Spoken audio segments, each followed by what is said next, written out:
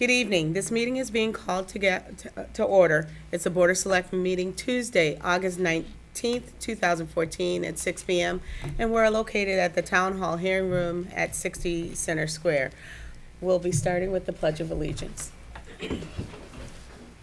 I pledge allegiance to the flag of the United States of America and to the republic for which it stands, one nation, under God, indivisible, with liberty and justice for all.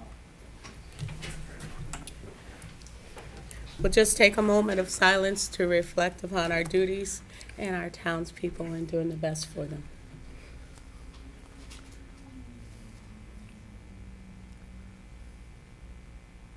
Thank you.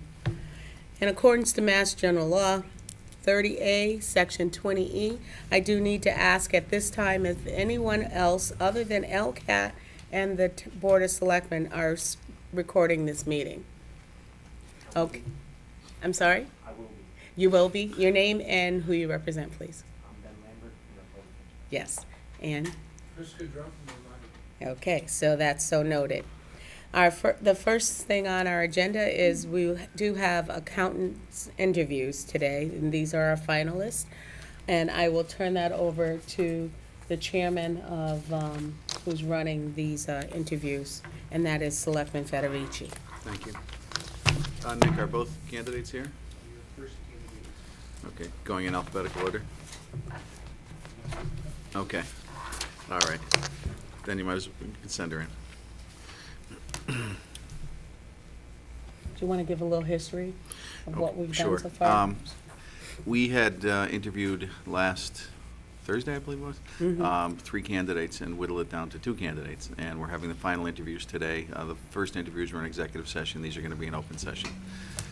And this is our first candidate. How are you, Sarah?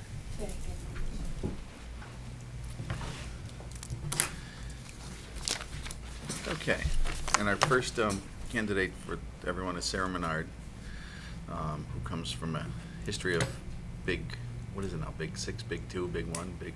Big 4. Big 4 accounting, amongst other things. And what we're going to do, Sarah, very similar to last week, although they are different questions, Okay. is we've got 9 questions. We're going to ask 3 each, and we're just going to go in rotating order. And Okay. then, once again, relax and be as comfortable as you can, and we'll try to make this as Okay. painless as possible. All right. And I guess I'll start. Okay.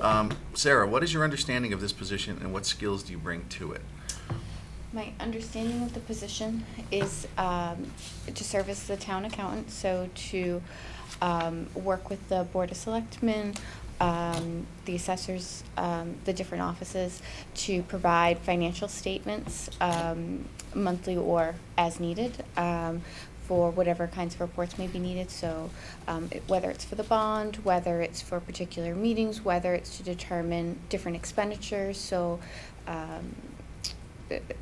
to pretty much provide financial data as requested and in formats that are needed. Thank you. Mm-hmm. To what extent have your work assignments required interface with other departments? My current positions, you mean? In your current position. My current position right now is I am the accounting manager at a hospital group. And that requires me to work with multiple departments, such as the purchasing department, the IT department, HR, as well as directly with the CFO, the CEO. I am the primary contact for external auditors for financial statement audits, as well as specialty audits, such as an A133. Those are federal compliance audits. Okay. I also work with external tax accountants as I prepare the 990s for all of the organizations, all 8 of them, and I work with the external tax accountants to finalize those. I bring them to the board, present them to the board to get approval, and then issue them to the public. Thank you. You're welcome. All right. Sarah, when you delegate assignments to others, how do you keep track of their progress? I keep track through several different methods. First, when I give an assignment to someone, I set my expectations for them. So, timeline, what I'm looking for, make sure that they have an understanding of what I'm asking for. And then depending on the length of the project, if it's a project that's going to take all day, I might check in with them halfway through the day. If it's something that's going to take, say, a week, then I try to meet with them at least at the end of each day to find out their status. But I also have an open door policy that if someone has an issue, I'd rather them not spin their wheels, but to come in to me, to talk to me about whatever the problem is, so then I can help them resolve it, so then they can continue on. Okay, thank you. You're welcome. Okay, Sarah, Yes. how might quality issues manifest themselves in an accounting department? Quality issues? Well, if you provide, I believe you're asking how would I find that there would be quality issues. Am I understanding your question correctly? Okay. So proper reconciliation of accounts. If you don't reconcile properly, that's how things slip under the radar. Additionally, making sure that you have an accurate balance sheet. If your balance sheet is accurate, your income statement will also be accurate. So making sure that for each month to be reviewing your income statement and your balance sheet and making sure that all of the accounts make sense but also are reconciled. Therefore, you can catch any issues as they arise. Also, if you have individuals that work for you, then you do a proper review of their work. You make sure that things add correctly, you question assumptions, you make sure that you have dotted all your I's and crossed all your T's. Thank you. You're welcome. Okay. Please identify some important steps to take during the conversion of an accounting system. Oh. Okay. By your smile, I take it you've done a few of these. I have. Okay. So I'm going to just presume that it's a similar accounting system, or is it going to be a completely different one? Why don't you give us both? Okay. So first, what you would do is you would. Which one are you giving us first, by the way? Either Similar? one. Either Okay. one. All right. Either one, first what you would do is you would make sure that you have a snapshot of your current accounts, because during a conversion, there can be IT glitches. You can lose data, and so you want to make sure that your starting point never changes. So you want to make sure that you have that. Now, if you're when you do a conversion, you're planning out for in advance. So you have a date that you're planning. You make sure that you have your process in place, that you've tested it out to make sure that you can get your snapshot, and then you line up how you're going to do your conversion. So if it's going to be an IT upload, if it's going to be a manual upload, those make differences. Mm-hmm. So you want to make sure that you have all that information accurate. You also want to make sure whether your systems are going to run concurrently or not. If they're running concurrently, then you have a way to be testing to make sure that it's working correctly. If not, then you want to do your testing beforehand just to make sure, some simple journal entries, just to make sure that you understand how it's all flowing, especially if that system is working with a payroll system. You want to make sure that all of the modules or all of the aspects are talking to each other. Once you do that, then you can make your copy to make sure you have your beginning. Then you would upload it to your system, whether it's a similar system. If it's a similar system, it makes this a whole lot less painful. Mm-hmm. If not, then you would have also had to create your new GL account numbers. You would have had to make sure that you have all of the appropriate modules open that you're going to need going forward. So you'd have to think through things like checks that you're going to cut for accounts payable or payroll. You want to test those to make sure that they work correctly.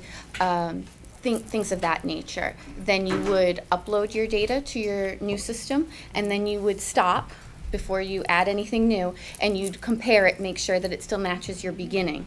And then you would proceed with closing for the month. If it's, that's in a nutshell, Mm-hmm. much simpler than actually in practice, but that's what I would do.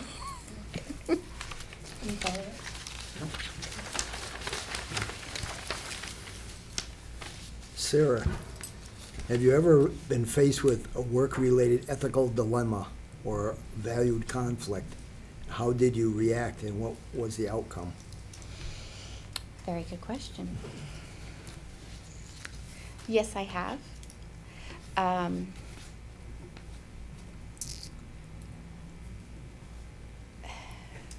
trying to think how to. One of the instances that occurred was that I was asked to cut a check, asked to cut it over the phone, and I did not have appropriate support for it. Even though the individual that was asking me was a CFO, I still had to tell him that I was not comfortable doing so, that I needed the appropriate contract or appropriate supporting documentation and appropriate sign-off and approval by him and the CEO. It was the end of a day, end of a week. Come on, just cut it.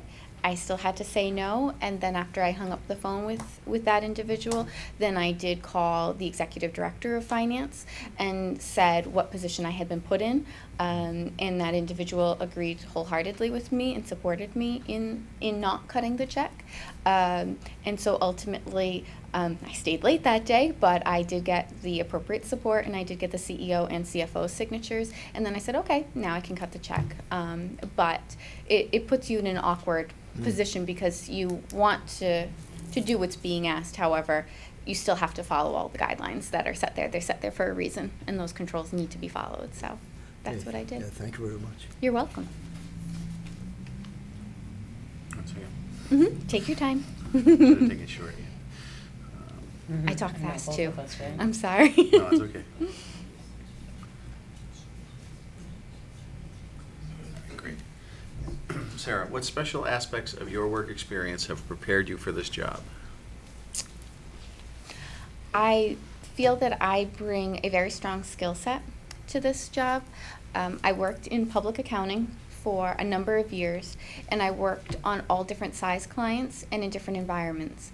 I believe that has given me the skill set to adapt easily to changes, to be able to look at something, to be able to see the forest through the trees, to be able to come in, say, okay, not where did something go wrong, but how do I fix this? Where should it be? How can we get to where we need to be, rather than dwelling on things that you can't change.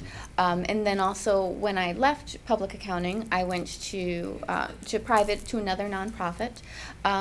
But again, there I was given a diverse set of entities to work with, a diverse population to work with, and unique challenges that I feel better enable me to deal with whatever may come up. So for instance, at my current position, when I came on, most of the senior executives had decided to leave the organization, including the CFO and then the interim CFO. They just decided to leave, no notice or anything like that.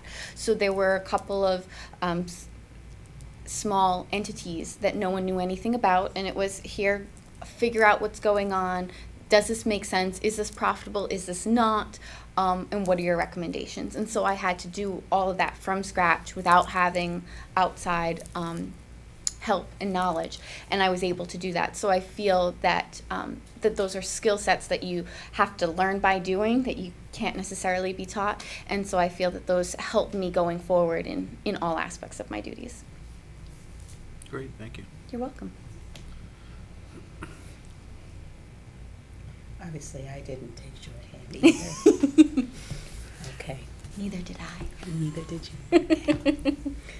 Please describe how you determined what constitutes top priorities in the job, in the performance of your job. I'll say it again because I kind of buffled that a little bit. Please describe how you determine what constitutes top priorities in the performance of your job. Excuse me. Okay. Well, there's a couple of things that I take into consideration when I determine that. First is what's due first. Mhm. That plays a big role. If you have the month end coming up, and you have financial statements that you have to issue, then okay, then those are pretty important and need to be done. If you also then have a report that's due for something, if you have a filing deadline, so to understand what the filing deadlines are, to make sure, okay, what has to be done. Then another consideration is, do I need another department to assist me with any of these things?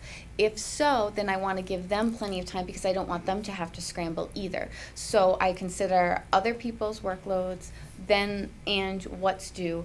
And then if I'm ultimately still not sure, then I would talk to whomever I would report to say, okay, this is what I believe are the priorities and in which order and how long they should take.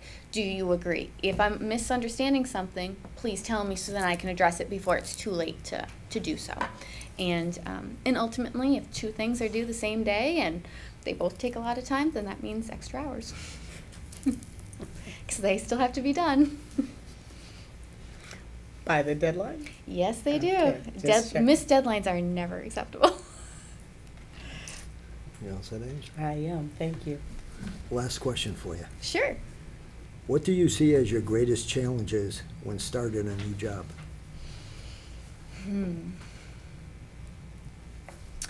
Well, I would say the internal knowledge there.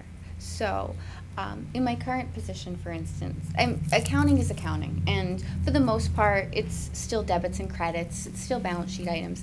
That part doesn't change, but what does change is the little nuances that you don't necessarily know about. Making sure that you have all the deadlines. So, for instance, if whomever, I don't know, Susie Q always did this filing, but she didn't write it down. How am I going to know about it? So trying to go through and catch up to where I would need to be to make sure that then I don't miss any deadlines, to make sure that then I have an example of what was provided the last time to, say, the Board of Selectmen or to an organization, because you want to still keep your financial data consistent. And just because you're new doesn't mean that they want to deal with breaking in a new person. And then also knowing who to go to for questions or hey, where do I find this or that? But I feel that when I start a new position, that then I try to say, okay, well, who do I ultimately report to? Who's the main contact? And what can I do in order to prepare? So usually at the beginning, I put in extra hours and whatnot, just to make sure that then I know what's going on and then I'm ready and I don't miss anything. Good, Okay. Thank you. You're welcome. Follow-up?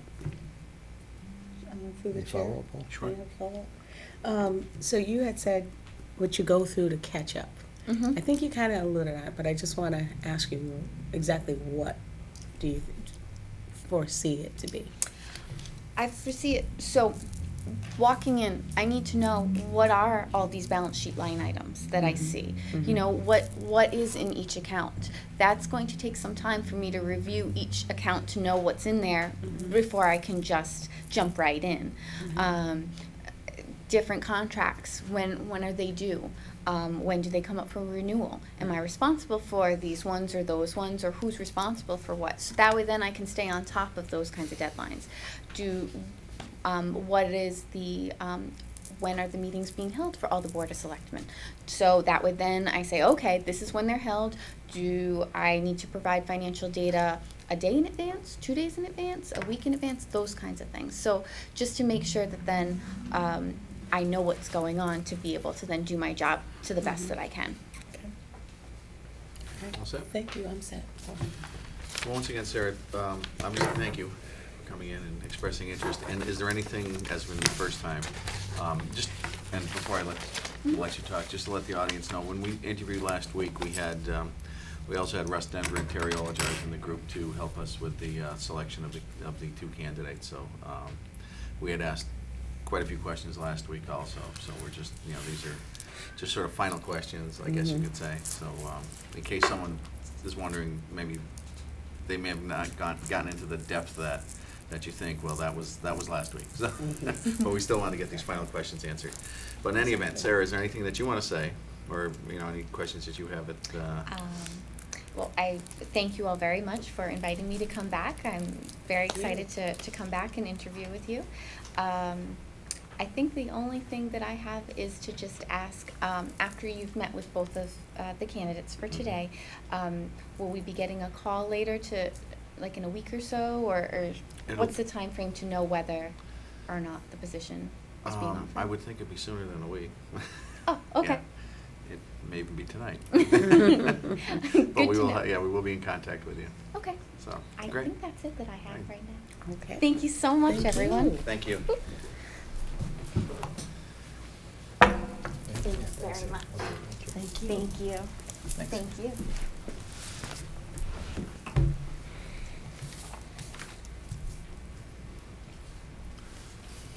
I have a friend in my water. Anyway, Do you like swimming? oh, that's not anymore. All right.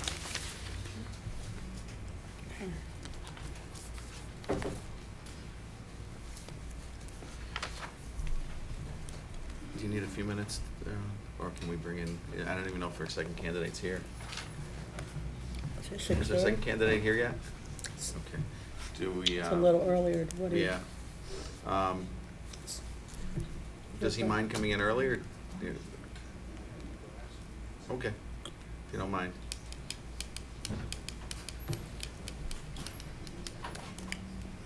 One down. One down, one to go. Mhm.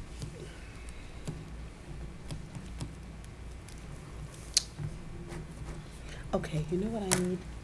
This pen keeps, Yeah, they all They do. come apart. I'll even take a pencil.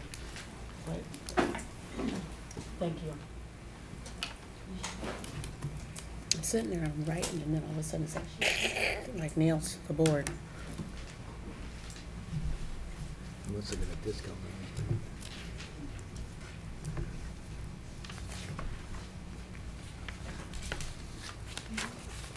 Do you have a song you want to sing? Want me to read the meetings, invitations, and reminders? Because as soon as you do that, that's when Here it's it going to comes. come to the door. Okay. Okay, well, go ahead. Okay, I might as well read the meetings, invitations, and reminders. Board of Selectmen meetings, next meeting is Tuesday, September 2nd, 2014, 6 PM at Town Hall Hearing Room. The Comcast FCC Form 394 transfer hearing is coincidentally the same night at 7 PM in the Town Hall Hearing Room, so that's in the midst of our meeting. And just a reminder, the state primary election is Tuesday, September 9th, 2014, at Birchland Park Middle School, 7 AM to 8 PM.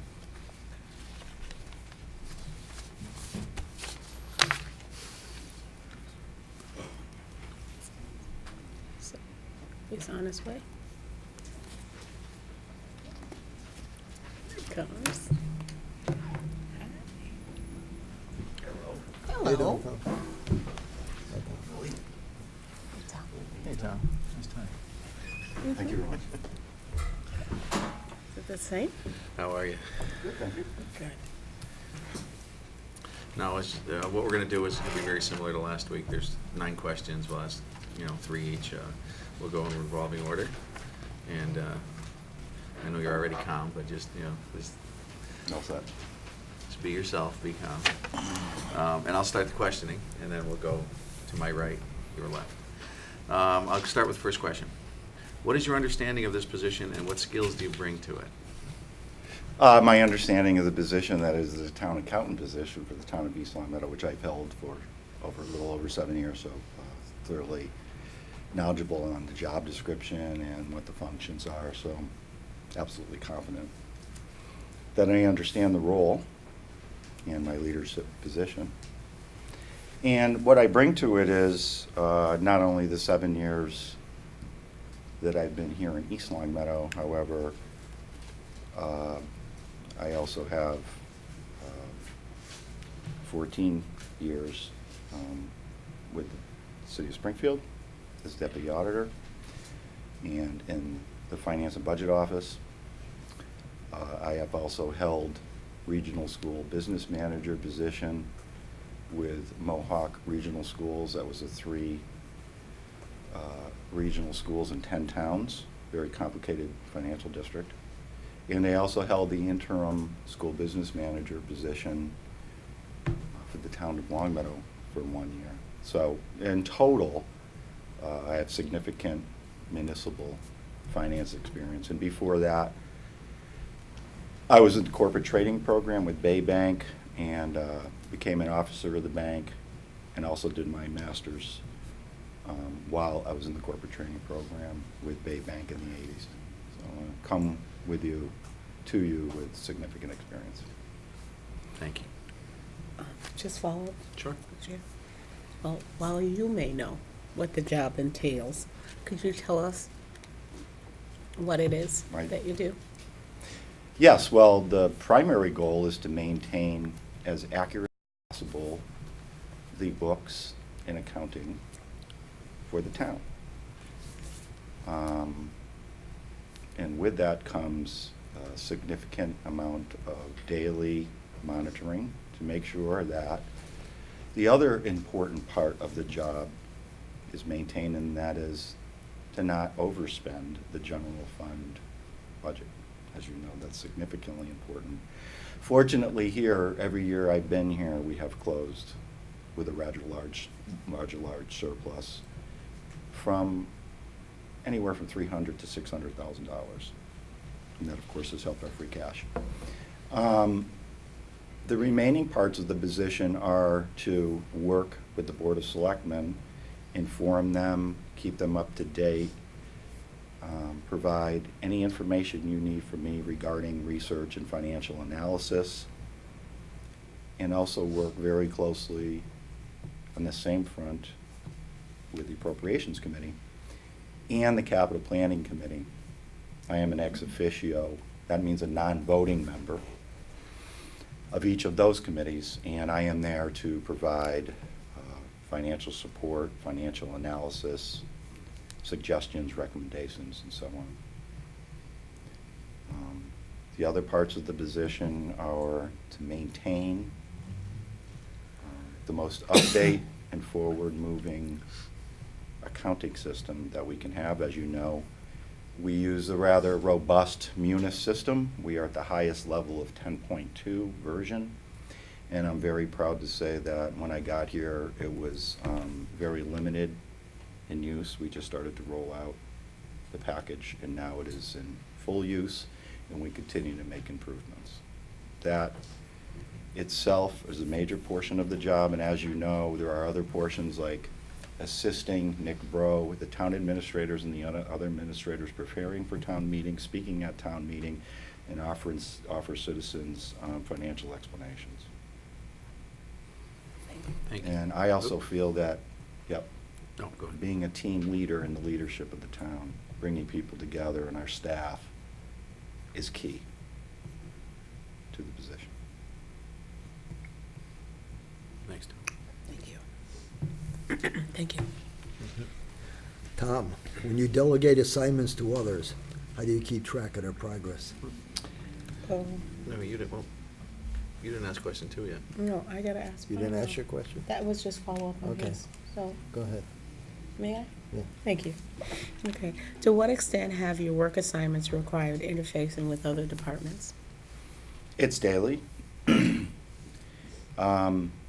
The interface with the departments is most important from December through budget approval time, which is usually April. At that time, we are preparing budgets, the department heads are preparing budgets, and I'm working with them daily to assist them, to help them, to guide them, make recommendations for them. And it's usually one-on-one, so that's a big part. Other parts are that I'm working with the rest of the bookkeepers and all of the departments, help to train them, help to bring them along, help to increase the proficiency in Munis, because that's key, and assisting them any way we can.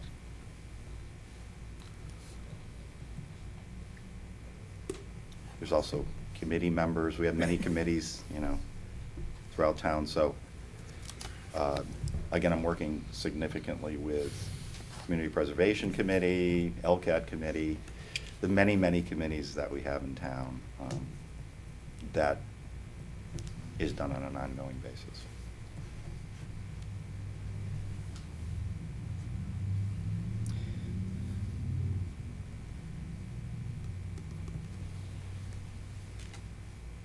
You know, say that, I'm Angela? all set, Bill.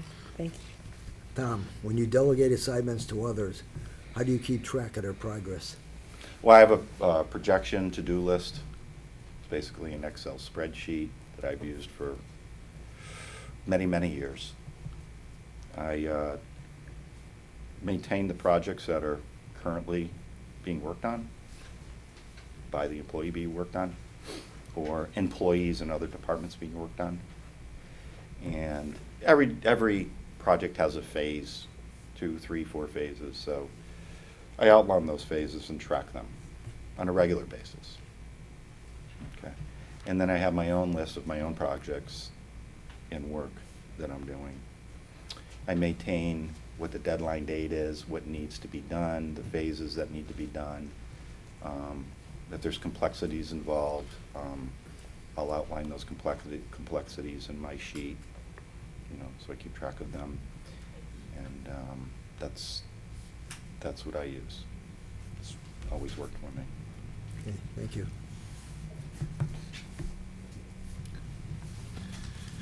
Tom, how might quality issues manifest themselves in an accounting department? Quality?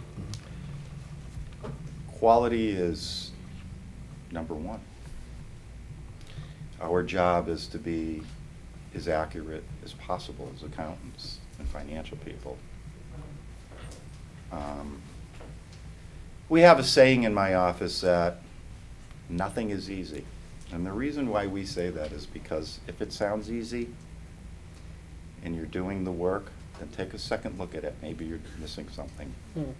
Okay. So we try to cover each other in the office. You know, we double check, triple check, and quadruple check at times. It's required.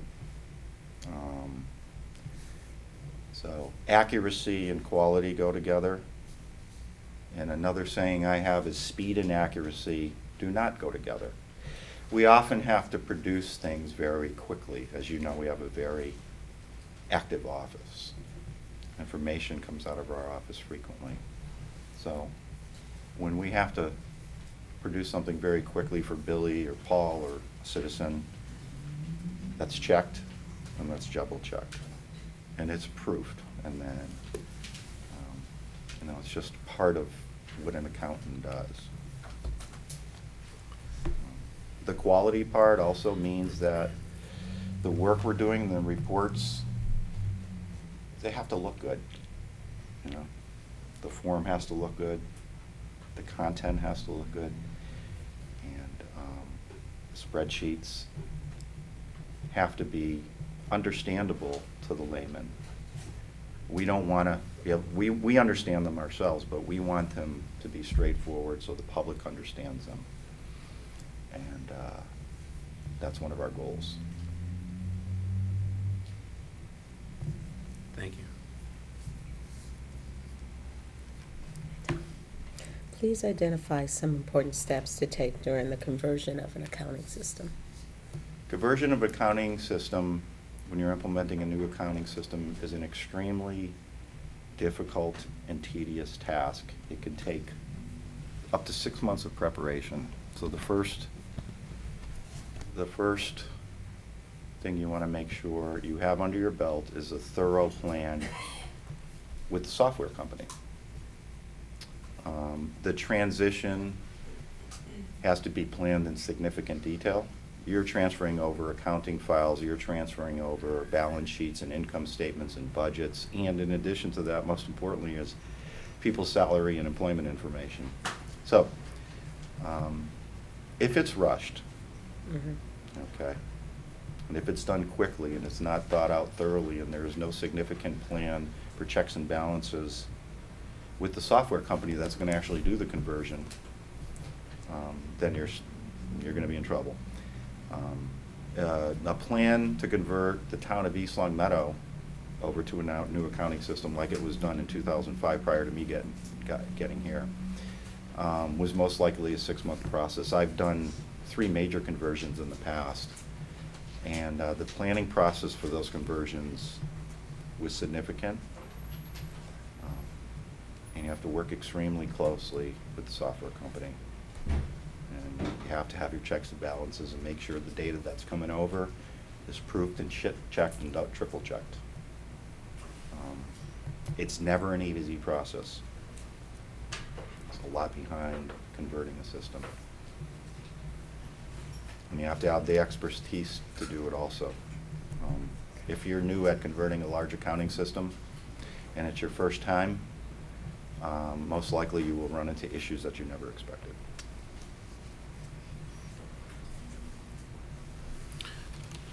If I may. Follow-up? Yeah, Yeah, well, go- just out of curiosity, when you did the 3 conversions in the past, did the new system run concurrently with the old system, or did you just shut down the old system and bring the new, bring the new the old information forward? You would always want to run them concurrently. There's, a disaster that can happen if you're dropping one system and running the other. Mhm. And that is often which I've seen is the new systems have bugs. The data will not be converted over properly, and so many things can happen. So many things can go wrong. Internet outages, which prevent the flow of data downloading into your system. I mean, you have to have a full backup. So it's very, very risky to run just a new system without running the duplicate. So I always have had redundancies. Okay. Can you tell me those 2 major backups that you were referring to? Major backups, well. Yeah, 2 major changeovers, you said. There were Oh, 2. yes, 1996, I believe. Okay. Mohawk Regional Okay. School District ran on a system called Mass 90 when I got there. Okay. It was one of the original municipal accounting systems, and it's bare bones. We converted over to CompuSense. At the time, was on the same stage as Munis is now. It was a large conversion. Okay. And then with the city of Springfield, we converted using basically a paper purchase order system. And it's in their own in-house system that they had, their own in-house financial system. And we upgraded primarily accounts payables and Okay. payroll to a new system that I worked with IT and developed that significantly reduced the amount of labor hours needed and significantly increased the efficiency and saved the city a lot of money. Okay, thank you. And then here, of course. Oh, to Munis? You all set? Thank you, Bill. Tom, have you ever been faced with a work-related ethical dilemma or a valued conflict? How did you react, and what was the outcome? Fortunately, I have faced throughout my career another number of situations where I felt ethics and values were not being upheld. How did I handle it? Speak to that person, pull them off to the side, close the doors, and have a one-on-one conversation as to the impact of their decision and what that might be. And try to convince that person that although you believe you're moving in the right direction or you're doing the right thing, or maybe you believe you're making the right decision, there are impacts and laws in place. We are a system of laws. Okay? The laws have to be followed as accurately as possible. Sometimes people sway from them because maybe they don't understand the law. If it's a finance law, for instance. So, I never try to create a one-on-one headbutting situation. That's just, I'm not into that. I'm into team. Everybody knows here. I'm into bringing the team together. Let's all work together. So if someone's swaying from that, then If it's within my jurisdiction, I try to pull that person over and have a serious conversation with them and change their mind. Certainly, they're going to make whatever decision they feel is right. But if I've had that conversation with them and told them about, you know, the possible outcomes that are negative, then it's up to them. The second part of it was how do you react, and what was the outcome?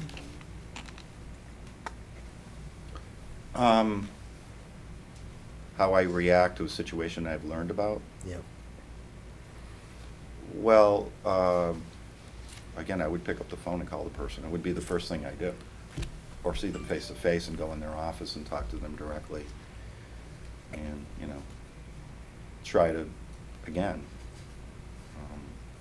convince them maybe that there's a broader picture here. Maybe there's something you're missing. You know, why do you want to take this? Why do you want to move in that direction? Here's what I think that can happen. That could be a negative outcome. And you know, I'm trying to convince you of the fact that you don't want to go there. And you try to provide them information to help sway their decision. Okay, thank you. Okay, Paul. I'm all set. Yeah. Thanks, Tom. All right. What special aspects of your work experience have prepared you for this job? Well, I think the primary special aspect of this is the finance laws of Mass. You know, there is fund accounting, which is different than regular day-to-day corporate accounting or small business accounting that people see on the outside. The kind of accounting that we work with here and all government entities work with is called fund accounting. Okay. And more complex than that, it's fund accounting and municipal accounting is driven by Chapter 44 of the state laws, general laws of Massachusetts. Those laws specifically drive us onto what actions we all need to take when going to a town meeting, taking action in appropriations committee. Anything we do financially has something behind it, and that is a special aspect. You have to fully understand as best as your abilities and work every day, constantly, looking at the laws, taking a second look at it, sometimes calling the IG's office for an opinion. So accounting and law come together. So the special aspect is the finance laws of Massachusetts. And that's what we try to uphold to the best we can every day.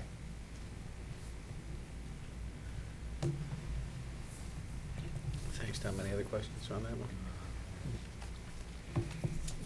Please describe how you determine what constitutes top priorities in the performance of your job.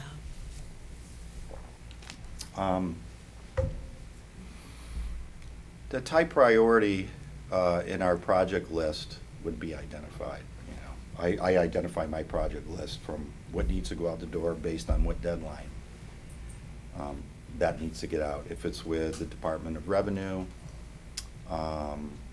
if it's a payroll, if it's a weekly warrant, those are prioritized. The deadlines have to be identified. As I told you before, when I have my project list, I have all of the deadlines identified in that list. Obviously, we have to know when things are due.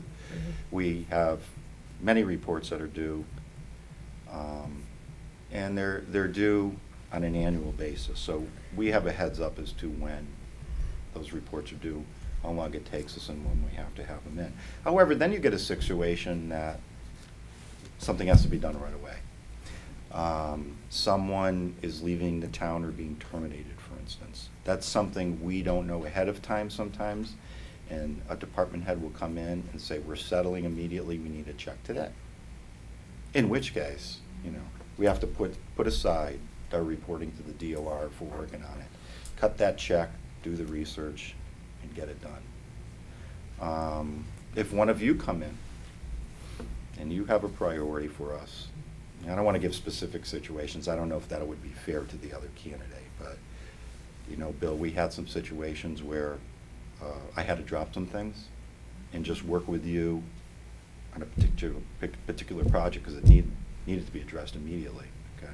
So I'll either delegate what I'm working on for that few hours to my assistant, or I'll just put it aside, we'll hit that issue, we'll tackle it, we'll get it done, then I resume my work again. It happens frequently, and you have to be able to go with the flow and work with deadlines that are unexpected as they come. Okay. Thank you. That's it. Thank you. Last question, Tom. What do you see as your greatest challenges when starting a new job?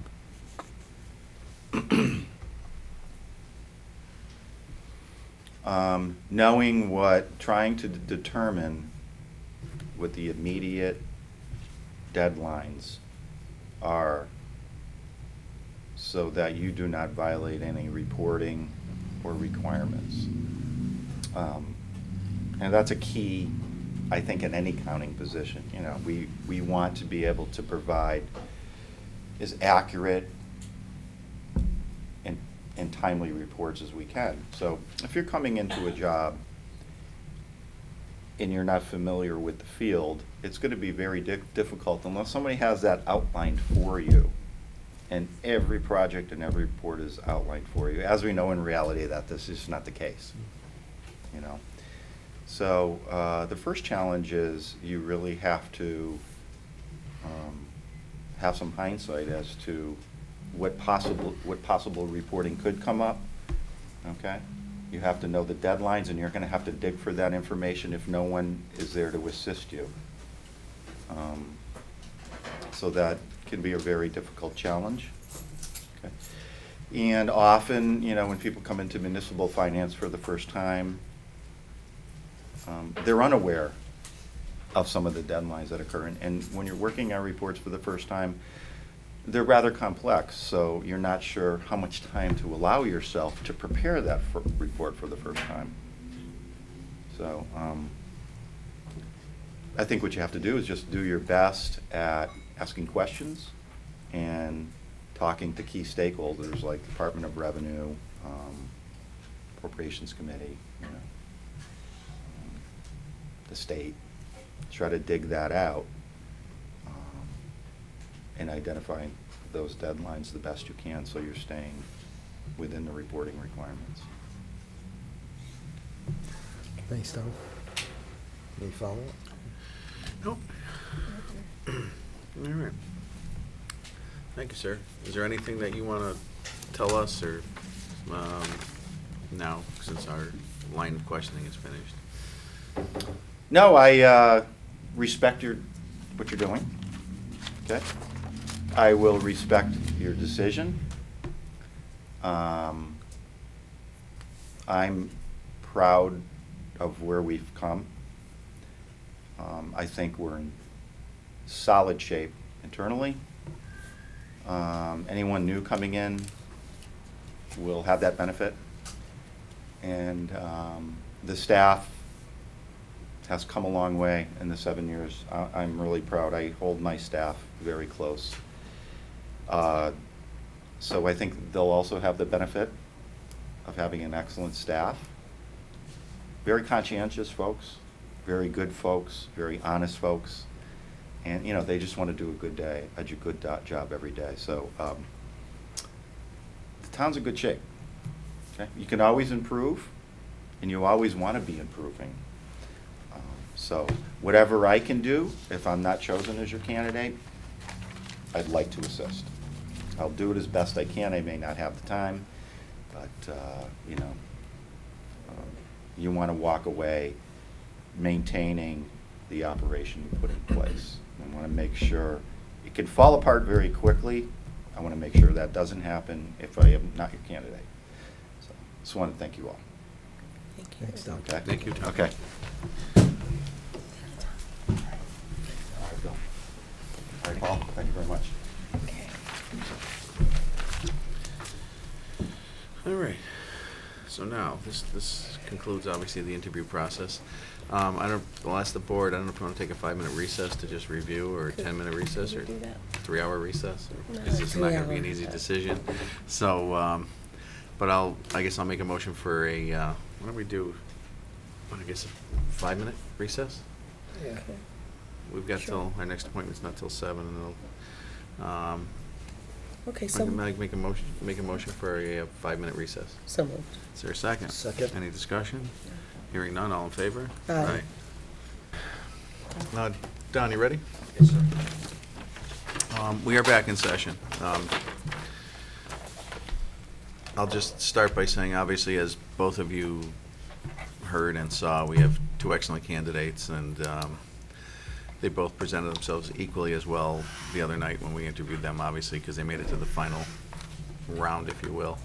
I don't know if, is there any comments from the board regarding this process, which I hate in this candidate? Well, we have one position Mhm. and 2 candidates. I do feel that both candidates did interview well.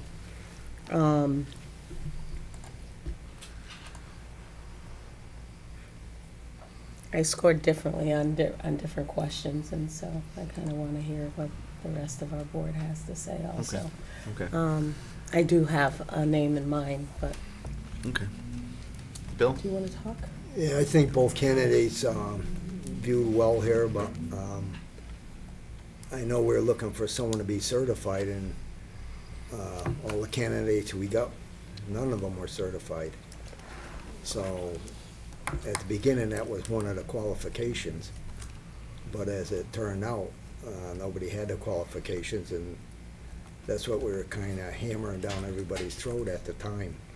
So I think our views had to change with the people that participated in the interviews on how we're going to choose them and what we're looking for.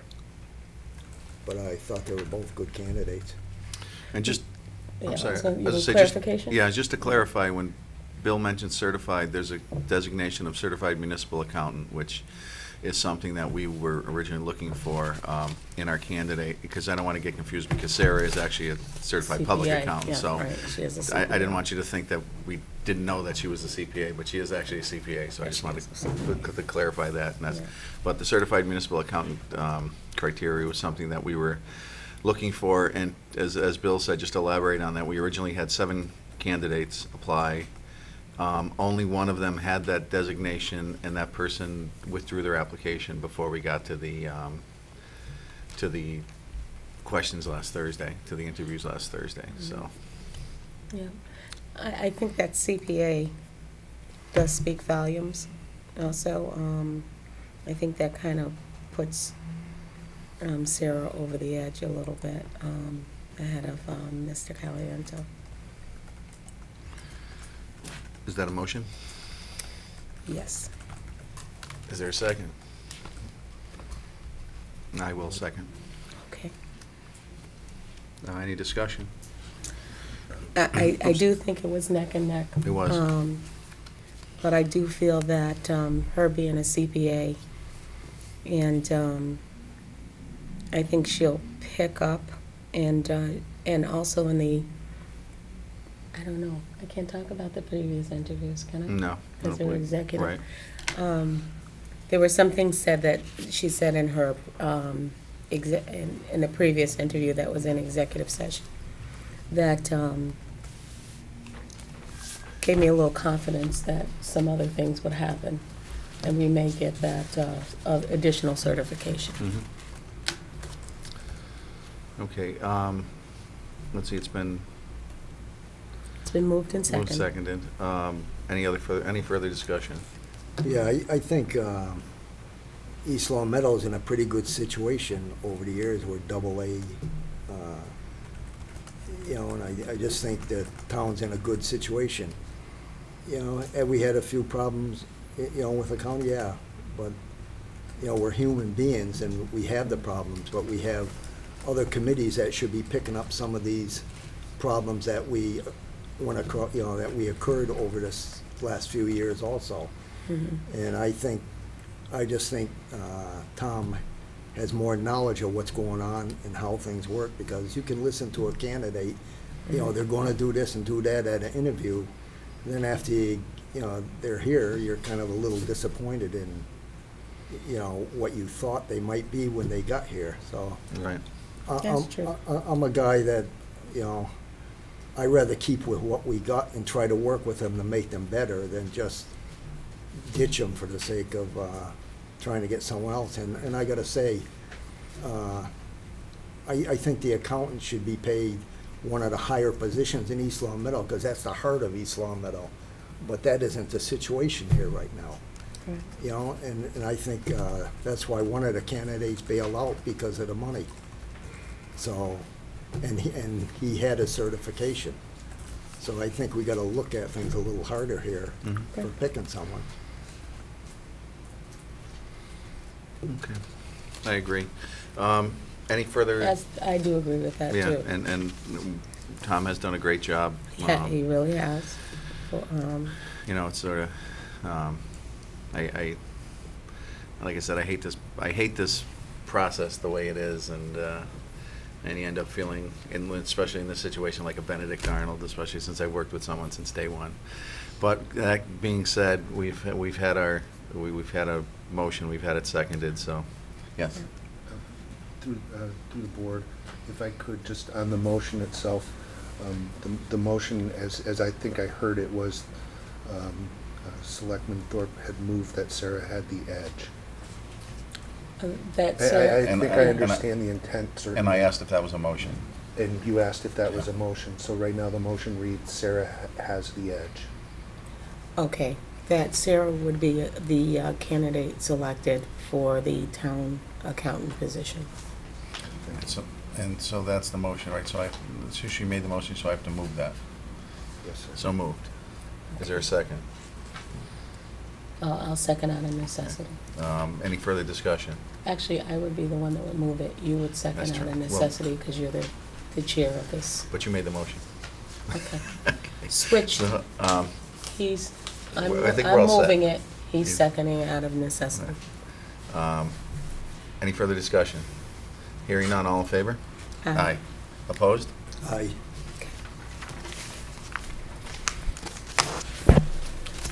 And do you mind informing the candidates later tomorrow morning or whatever at your convenience? You want me to notify both candidates? If you don't mind.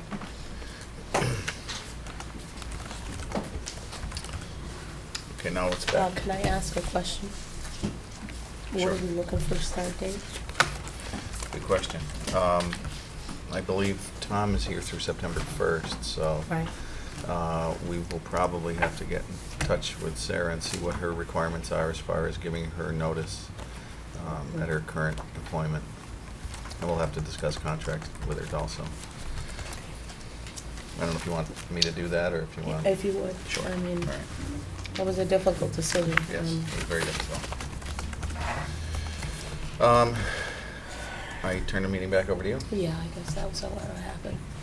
Okay, our appointment for 7 o'clock, we are a little bit behind, is Christine, who is the chairman of the Board of Assessors, and Diane Bishop, who's the director of assessing. RE, the tax classification. Hey, we're short a chair. Just pull that, just check. Good evening. Dang it.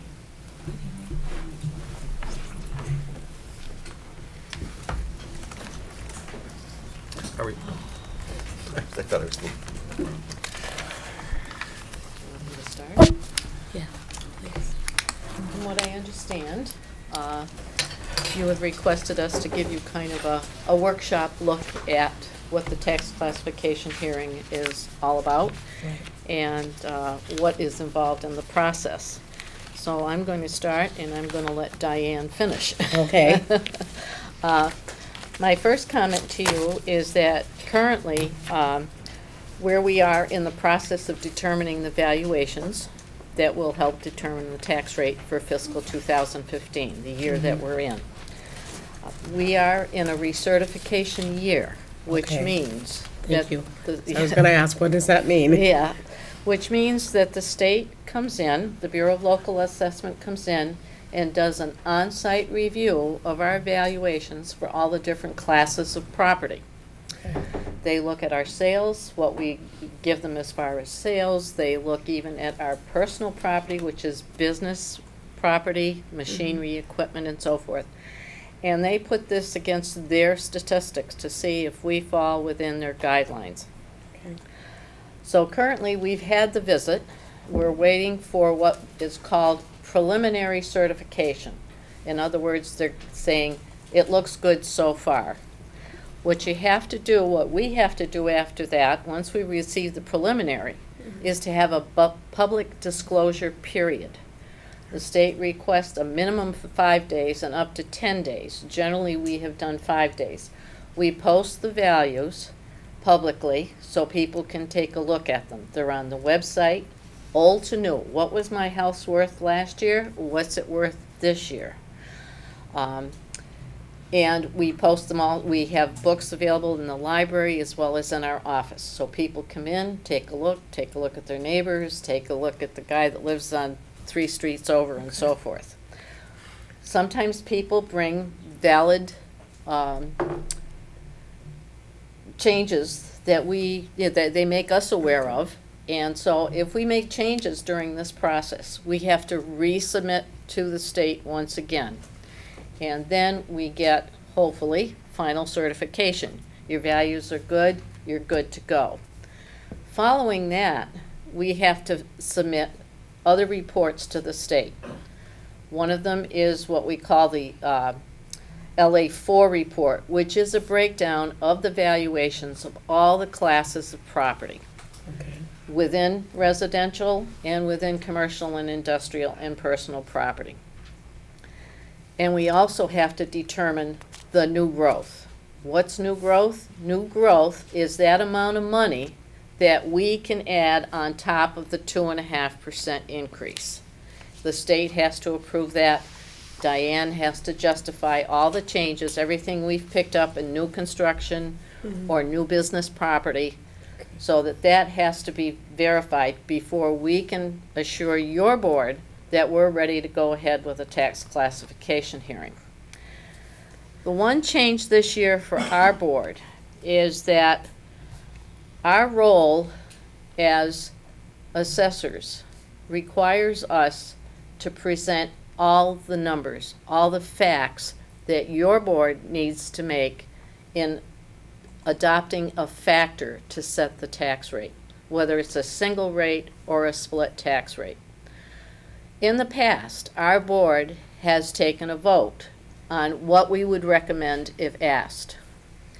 Well, this year, we have been advised very strongly by other colleagues.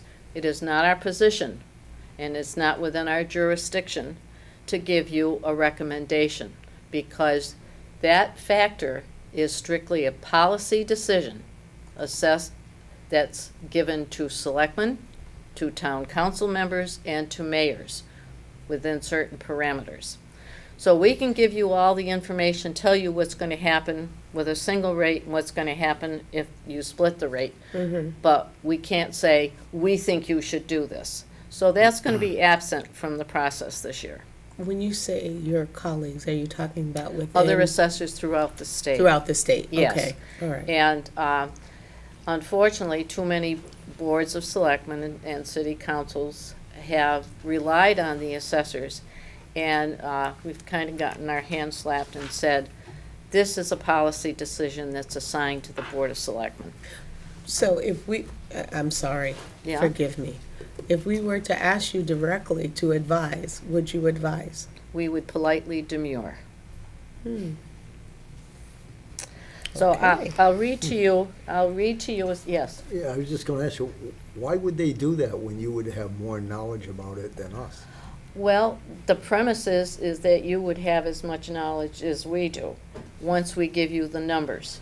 And Diane will go over the packet with you that we generally present to the Board of Selectmen prior to the meeting, so you have an opportunity to go over it, and if you have questions at that time, certainly you can contact Diane or a member of the board, and we would help you through it. It's just that, Okay. you know, you have certain duties and we have certain duties in this process. I'll read to you, this comes from an informational guideline release from the Department of Revenue.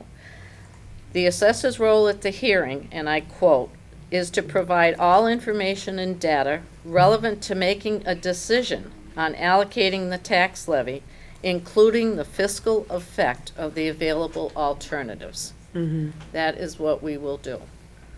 So we'll show you that if you adopt a factor of 1.02 instead of 1, that the residential rate will go down 23 cents and the commercial rate will go up 23 cents. And we'll answer any questions that you have at that point in time. Are there any other questions for me on this before I turn it over to Diane? Yeah, have the assessors always made the decision before? I mean, did this rule just come about? We have always, Because you got your hand? Made a yes, recommendation. past practice since I've been on the board, Mm. and from what I understand prior to that, even when I worked in another community in my career days, we would formulate a recommendation. We would look at the numbers. However, as I say, times have changed. The clarification from other assessors and from the guidelines have told us that it is not our role to recommend. It is our role to provide you with the facts. Any other comments, Madam Chairman? Well, did you, just to get a sense, and there's no wrong answer to this, Yeah. did you have a problem with your recommending? I don't believe we had a problem with Okay, it recommending. was just something that the It just- other yes. Board of Assessors across the state. And it's something that's being clarified, I think, more so this year than in past years. Okay. Um, No, feel- I understand things yeah, change. feel- But I was just wondering if maybe how you felt about it, Yeah. if you were uncomfortable with it. What I would say to you is, feel free to ask us Okay. what the benchmarks are Okay. before Yep. deciding, because there are certain benchmarks and rules of thumb that are very important in making this decision.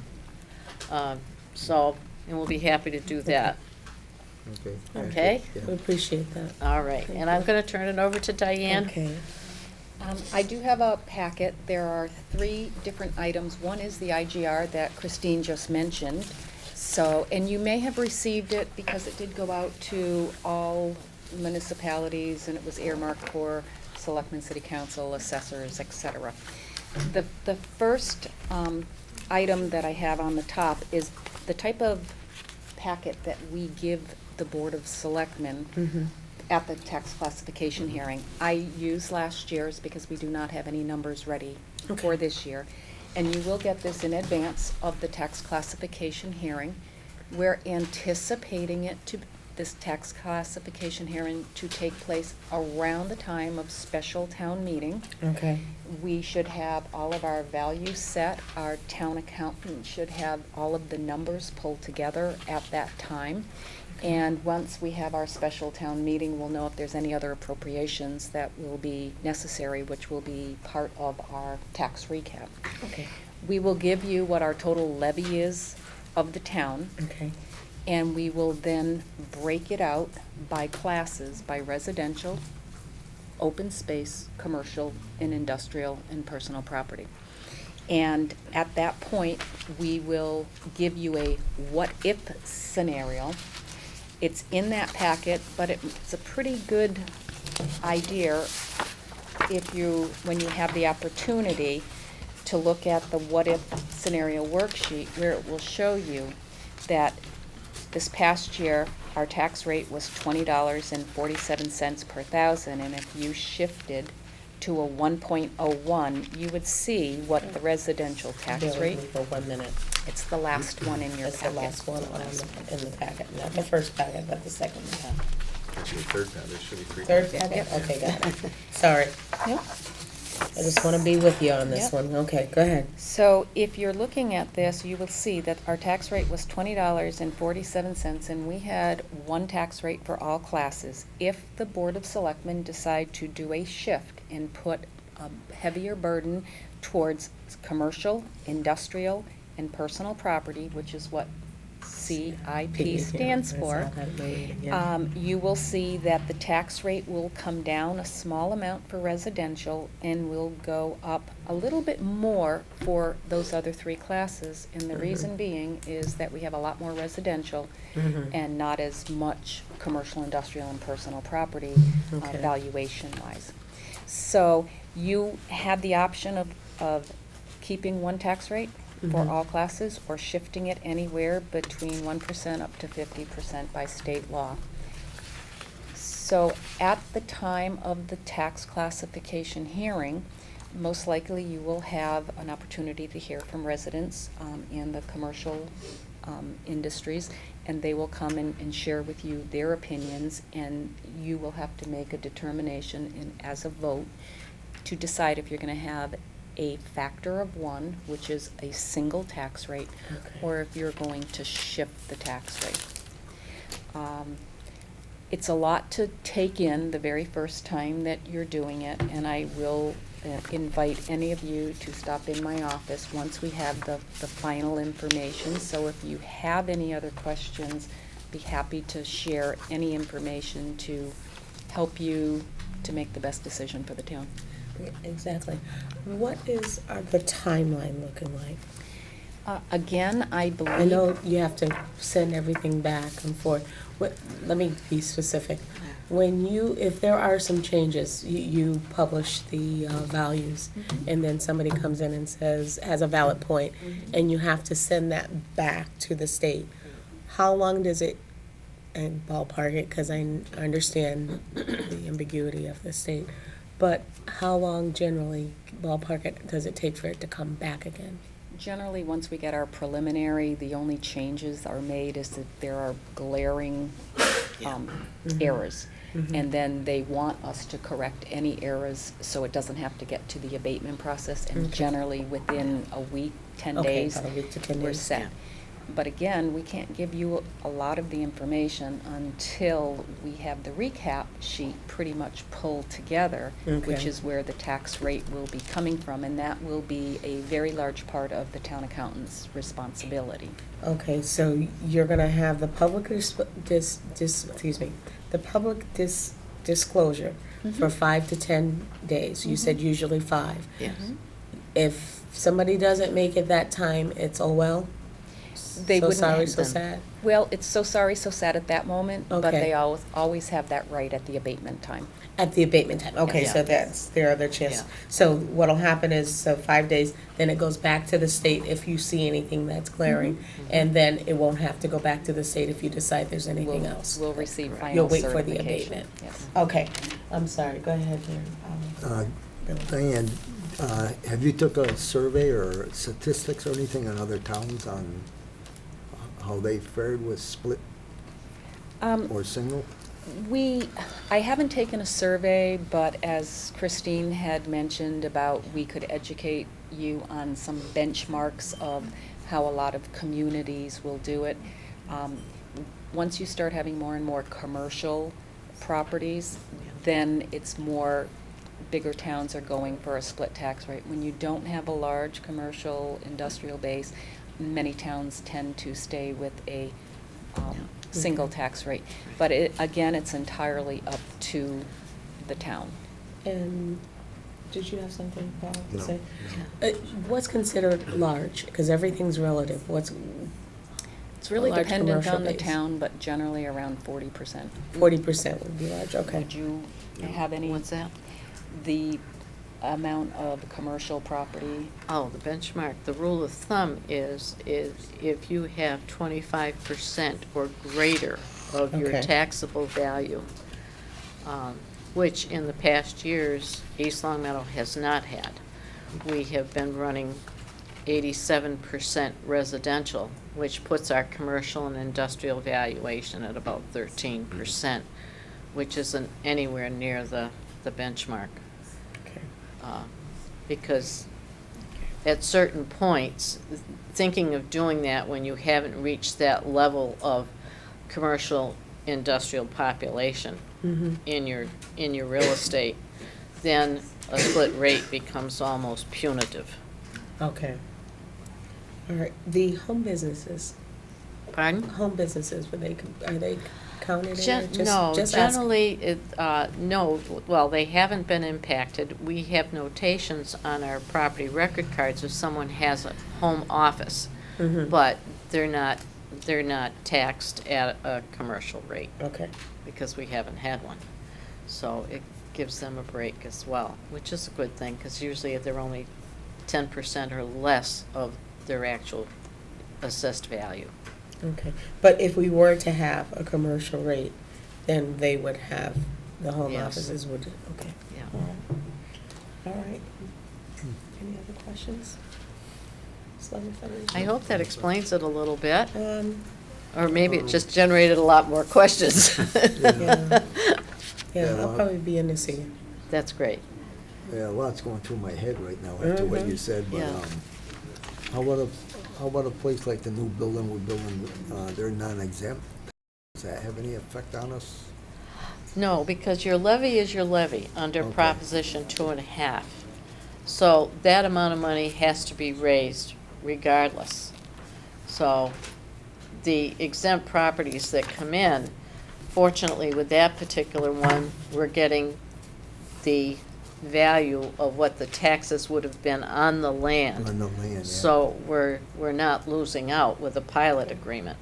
But, you know, your levy is set by Prop 2.5. Whatever you collected last year, plus 2.5%, plus new growth, is what you're limited to in raising from taxation. Very simple formula, really. Okay. All right, well, I know where you are, so Okay. I might as well make my appointment now, so. to Okay, make sure, very 'cause I wanna good. make sure we're doing the right thing. Okay, thank you. Thank you. Thank you. That'll be fine. Good night, Paul. Thank you. I look forward to it.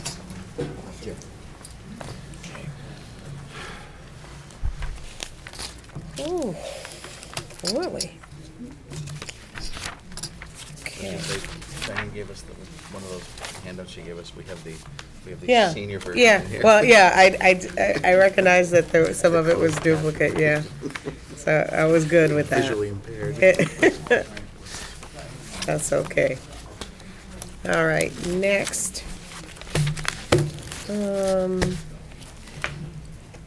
We have the approval of the minutes. There were some quick changes that were made to the minutes that I will give to Lorraine. I'll go through them real quick with you as soon as they're there. Okay.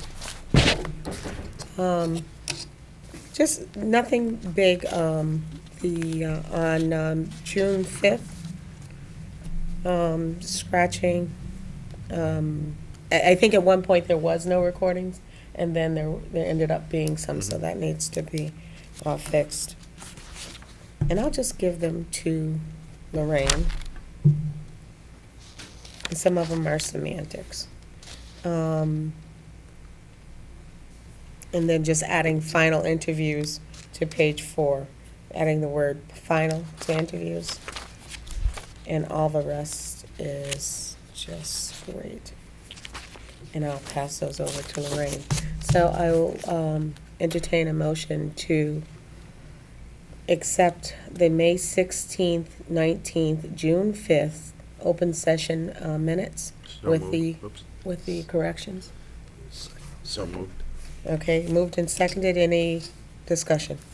Hearing none, all in favor? Aye. Entertain a motion to approve the executive session minutes from May 16th, 19th, and June 5th with the corrections on the sheet. So moved. Is there a second? Is there any discussion?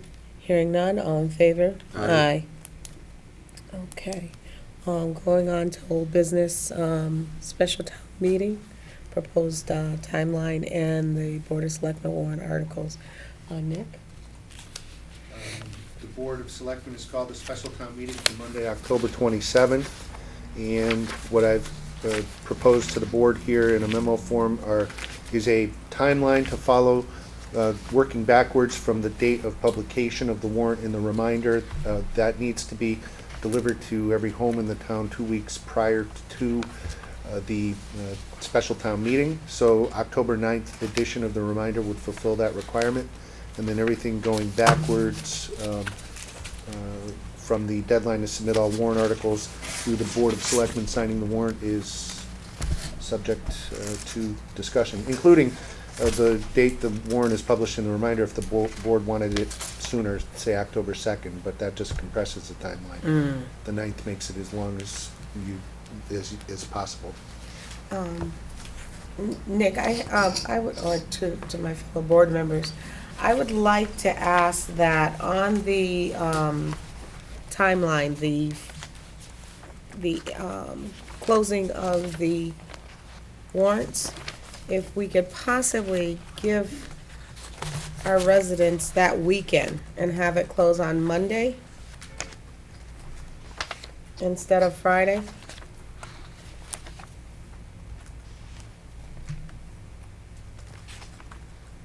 I'd love to hear your thoughts on that, guys. The only thing being, It wouldn't change anything else. It would just move that to the, well, it gives them one more day, because obviously the weekend they can't, there's no one here to submit more. no, but it gives them a chance to formulate it. True, true. That's- Originally, I had changed some other things, but then after speaking with Nick and understanding, trying to get that in for October 9th to make sure that it's in the reminder, that's Mhm. important.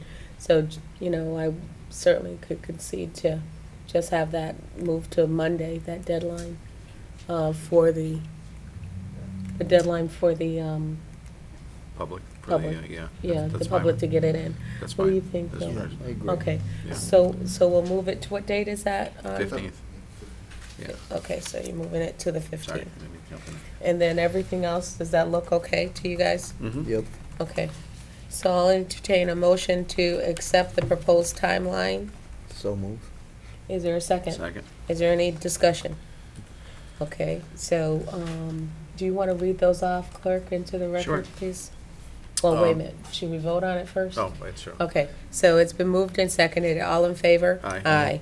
Now, would you read it into Sure. the record, please? On Monday, September 15th, 2014 will be the deadline to submit all warrant articles, and this is for the public, God bless for you, the, yes. bless you, for the townspeople. Mhm. Tuesday, September 16th, 2014, the Board of Selectmen votes on articles under its authority for admission to the warrant, and if ready to, the board's recommendations on those articles that require them. Also on Tuesday, September 16th, 2014, the Board of Selectmen closes the warrant. On Tuesday, September 30th, 2014, Board of Selectmen votes on its recommendations if necessary. Tuesday, September 30th, 2014, the Board of Selectmen signs the warrant. Thursday, October 9th, 2014, the warrant is published in the reminder, and then once again, the special town meeting is scheduled for Monday, October 27th, 2014 at 7 p.m. Okay. Sounds good. We're all set with that one, Nick, right? Okay. Number 7 is the Kicks County bonfire update. Do you have something? Just a report to the board that the Kicks Country Bonfire event is going to be held Saturday, September 6th, beginning, I believe, at 5:30. Tickets are expected to be available online tomorrow. We had an organizational meeting yesterday, and just everybody seems to be all set. DPW, police, fire, recreation, and tickets will be able to be purchased online, and then also, I believe, at the Recreation COA and a few other places in town. Okay, and what's the price of that? Tickets are $15 in advance and $20 at the door. And what are we supposed to be getting? It's for someone who may not know, what is the benefit for East Long Meadow to have this? Because wasn't he gonna come in and speak on that? I think that there was discussion about having them come in at least one other time, but Mhm. it just hasn't worked out Okay. schedule-wise. But, and unfortunately, I can't recall the acts offhand. There are Mhm. 2 acts that are well on their way. They're just about to really make big time, as I understand it. Nashville acts And they, as of yesterday, they were finalizing what the third or maybe fourth more local act would be. Okay. But I, Well, we have talent in East Long Meadow. There's that young girl that was singing at the Rotary Club concert. Have her come in. I'd enjoy seeing her. Okay, I'm sorry. The benefits for the community, and I do apologize for not having recall on the names of the acts, but One from the the benefit police. of the community is for the bonfire event itself. Yep. And to be able to come out and have a fine evening out. But proceeds will That's what I want be you to do. given to the town to the benefit of a few different departments in town for Friends of Recreation Okay. and Council on Aging Mhm. and the Fire Association, and then also to help defray some of the costs associated with the event that Okay. DPW and police might incur. All right. Okay, any questions, guys? Nope, just making a comment that, Sure. I know you were there last year. I was. and I was had there a last wonderful year, time. And it was actually fun. I'm not a country music person. And I'm I'll not a be the first to country admit music that, person but- either. But it was- I enjoyed yeah. myself. I still have some of the posters where they signed them and have those, Did you find out who the country singer or who's gonna come from The Voice? I know the most important question, unfortunately, I'm not prepared to answer. But we'll I don't have it on recall the names. second then. You'll have it on the second, and it Okay. will all be available, from what I understand, tomorrow online, I believe through the Kix site. And Do you then know their also, website? No, I don't. Okay, you'll put a link on, There You will put a be, link on there'll be our website? information that'll be on the website about the bonfire event that'll bring you to another site. But Okay. yes, so it starts tomorrow Okay. with ticket availability, and if people had questions, they could also contact the recreation department. Would be a Okay. good place to start at 525-5437. okay, make it easy for them. Make it easy for them. Put that little click thing on the, I believe how it was On the last year. It website. said bonfire right at the top, and you clicked on it. okay, that's, make it easy. That's Is all I there a ask. limit on the number of people that can come to this?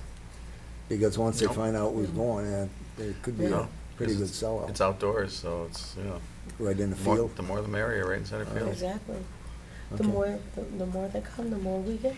Yeah. So encourage. So if you're out there, come on down. All right, the Council on Aging Food Pantry. There is an urgent need for food items for the Council on Aging. Nick run that down. Pastas, canned tuna. Canned tuna's good. Mm-hmm. Canned fruits. You want to Yeah. read us As I something? say, they've got cereal, canned fruits, vegetable soup, pasta such as elbow and penny, but they'll take anything. Anything, yeah. Okay. Just if people could make sure that what they're donating is not close to or past the expiration date, kind of Oh, an yeah, obvious yeah. one, but, and there is a great need. August, if I could, Sure. Madam Chairman, just to explain that Absolutely. August, as the Council on Aging Director was explaining, August is one of the two greatest, one of the 2 months with the greatest need. August and April seem to be the biggest, so if people are willing and able to donate, anything would be much appreciated. Okay. About 70 I was families gonna say, yeah. and Okay. seniors are assisted monthly through this program. Okay. And those are local families, so, yeah, let's help out. I'll go through my cabinet, see what I have in there. And I'm encouraging you to do the same. The Council on Aging dispatcher update. Yeah. What happened there is Hamden was doing the dispatching Okay. before, and we had 2 vehicles there. They decided not to do it anymore. Okay. So Carol and Brennan is taking, they're interviewing people to drive these vehicles. And we're gonna run out of East Long Meadow from now on. Okay. And there's no money involved, it's strictly funded. So Okay. it's a strictly funded thing, so there's no. Through their No grant? charge to East Long Meadow, yeah, through a grant. Okay. All right, So, and so yeah. there interviewing. Yeah. Are you sitting in to interview? Yes, yep. Okay, when are the interviews? Well, we haven't decided yet. I wanna believe Thursday, but I'm not positive yet. Okay. Did you want to be No, in it's on that? I will decline to be in on that as well. We'll let you handle that. Just a matter of getting 2 people, Yeah. to drive them, Okay. Is there a rate that we know that they're going to be paid? I don't know. You don't know? Okay. All right. That's good to know that she's on it and you're on it. That's great. The Community Gardens Extension, they were before us about 2 or 3 weeks ago, and they had requested to extend their agreement for a year. We had a chance. I haven't heard from anybody else that's interested. Have you, Paul? Nope. And you? Have you heard anybody else that's interested? No. So with that being said, I will entertain a motion to extend their agreement for 1 year. So moved. Is there a second? Is there any further discussion? I think they did a wonderful job this year, and I'd like to continue to see that growth. So it's been moved and seconded. No further discussion? Hearing none. All in favor? Aye. Okay. Next, we have a request from Catherine Merton from the Girl Scout Gold, who is a Girl Scout Gold Award candidate, which is a big thing. She wants to hold a race on Saturday, August 23rd. That's, Actually, if I may, Madam Chair, Yes. she's actually here. is she here? Oh my goodness, I'm so sorry. Oh, and I was looking for the green. Please come up and the present folder. this. It's her folder, I it's green. tell you, congratulations.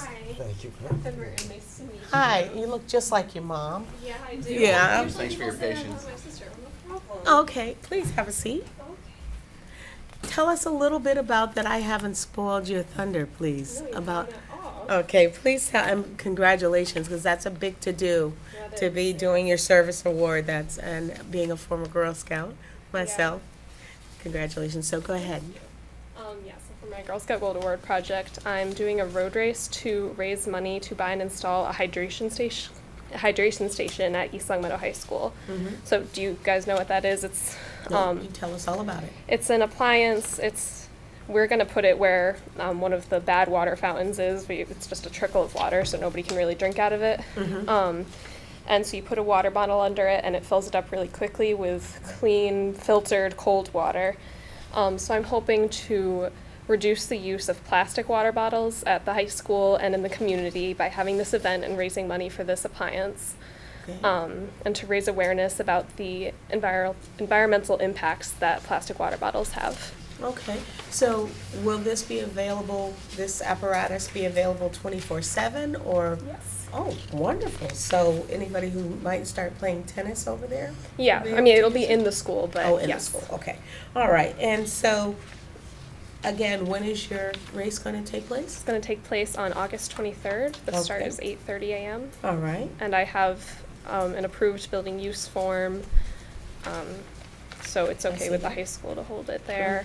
Mhm. Officer Bates, he actually gave me his report that he had given you guys just Okay. to give me a heads up about the safety precautions necessary. and you have those all set, ready to go? Yep. All right, then. And you have the pace car and all Yeah. that? Okay, great, great. And the fire has signed off on this as well, and DPW has as well. So, You're all set. she is all set. All she needs is an approval. So at this point, I will entertain a motion. Well, excuse me, let me ask okay. I will entertain a motion to approve the request to have the race on August 23rd, 2014 at 8:30 a.m. So moved. Second. Is there a second? Any further discussion? I've got a question, but go ahead. I do too. How much are you looking to raise? Well, my goal is 2,000. 2,000. Because depending on what appliance we end up purchasing, that'll depend on how much money we raise. So I Okay. think 1,500 would be it would be really great if we raise 1,500. But Okay. I'm reaching for 2,000. Okay, and have you had many people sign up so far? I haven't had that many pre-registrations. Well, because it isn't on. I didn't do online registration. Okay, But I have a lot of people who've Who said that they're going to come come. on the day. okay. How do somebody, this is gonna be on LCAT, how would somebody who's interested in this project get a hold of you so that they can run or donate? Well, if they want to run, then at this point, since it's on Saturday, they should come to the high school Okay. at between 7:30 and 8:30 to register. because there's day of registration, and Okay. they can just come that day. And if they'd like to donate, then they could email me at Catherine, CATHERINE, at Mertons, MERTONS.com. Okay, and what's the registration fee? It is $20 for adults and $10 for children 10 and under. How much for children? $10. And so this is a family affair. Yes, definitely. It's a Absolutely. walk as well as a run. So. Oh, you can walk? Yeah. Oh. And so there will be T-shirts and reusable water bottles given out to all registered participants. Okay. Selectman Actually, Federici? you touched on both my questions because, due to the ravages of time, my running days are over unless it's for my life. But since you can actually walk, that's obviously something to consider. And then I was going to wonder about donations if you couldn't do either. So you've answered all my questions. So thank you. Fantastic. Great. That being, Can I ask you one more question? How do those things exactly work? I mean, what do you? In how do terms they of get- the race? Yeah. Well, No, I mean for those hydration. Oh, well, what we're gonna do is we're just gonna retrofit it right into what used to be a water fountain. So there's gonna be a water fountain, just a regular water fountain, but then the plumbing is hooked up so that it's just a sensor, so you don't have to press any buttons or anything. And when you put a water bottle under, And it just fills right it? up very quickly. Nice cold No water. splash or anything like that. It's very convenient. They're at some college campuses and Yeah. some. Oh, you've seen these? Yeah, I've seen a couple. Okay. I know they have one at Stonehill. all right. So. Okay, well, nothing left but to take the vote. All in favor? Aye. All right. Very loudly, congratulations. Thank you so much. Really appreciate it. I hope to see everybody there. Okay, thank you. All right, next we have the poll location hearing, continuation from August 11. National Grid petition to install a conduit and a pole box on Orchard Street, Pondview Drive to supply service to 10 new lots. Nick? Madam Chairman, this is simply as stated, a continuation of a poll location hearing that that began on Monday, August 11th at 9 a.m. here in the hearing room. As it was, Selectman Gorman was able to attend as well. There were no members of the public present. However, there were members of the departments, and there's a sign-up sheet going around since this is a continuation of the hearing. At any rate, there Do were. we need to open the hearing? I believe that you did Okay. open the hearing. I amaze myself when I do things and don't know it. Okay. But at any rate, there were questions, particularly from the electrical inspector and Selectman Gorman about the conduit that was going in, and there were three when usually there would only be two. And so there were questions about really was that what they intended, and were they going to put the conduit in and then later put surface over it that would have to be dug up? And what I found out was that the National Grid did indeed intend for three to go in there, but there was no other petition for any other utility, but they were going to use those as their spares. So Okay. based on that, well, that would be my recommendation to approve as presented, but I don't know if maybe Selectman Gorman had anything more he wants to add. No, I went out to see the developer to see why they weren't inviting other people, why they got the trench open. But they did invite other people, and Telephone chose not to go in it because of the Okay. cost. So cable TV usually goes along with telephone, and so the developer was going to get a hold of the cable TV Okay. to see if they chose to go in an open trench while it's open. Okay. Did we hear So- back from cable yet? Well, that's the developer, that's Oh, that's his, all his okay. ballgame. All right. So, but we did go out and see him, and Okay. they're going to encase him in cement, 3 duct lines, so. Okay. But that third duct line I found out was a wraparound. So it's not actually a spare duct, it's just a wraparound for the electric. So, Okay. Do you know what a wraparound is? No. Okay. What's a wraparound? No, I'm not It's where familiar. they feed it in and then come back. Oh, With okay. the loop Okay, and go back out. all right, all right. I will never be able to build a house. I am gonna check with council to see if there's anything in there that we should be concerned about. Only that either the plans that you've got are accurate enough to know where these items are going to be located within the public way. Okay. We have a map here. I did see the map, the underground petition. Did you see that too? No? I'm not a technical guy, so I'm Okay. not going to be much help to you. Well, no. It looks like they've showed us where it's going to be, and it's diagrammed fairly well and easy to read from my lay eyes. It's gonna be a pole box right there, Yeah, right here. yeah. And then that little So- dot, the proposed circuits are coming across the Yeah, street coming there. across the street, the feed. And that's Orchard Road. Well, that's the feed Pondview Drive. Okay. As, Madam Chairman, Yes. as with any poll approval by the board, once the approval is given, Mm-hmm. then the locations or the equipment can be moved slightly within the approved area without coming back to the board or the town for any approvals. They just have to work with DPW to justify where they're putting it.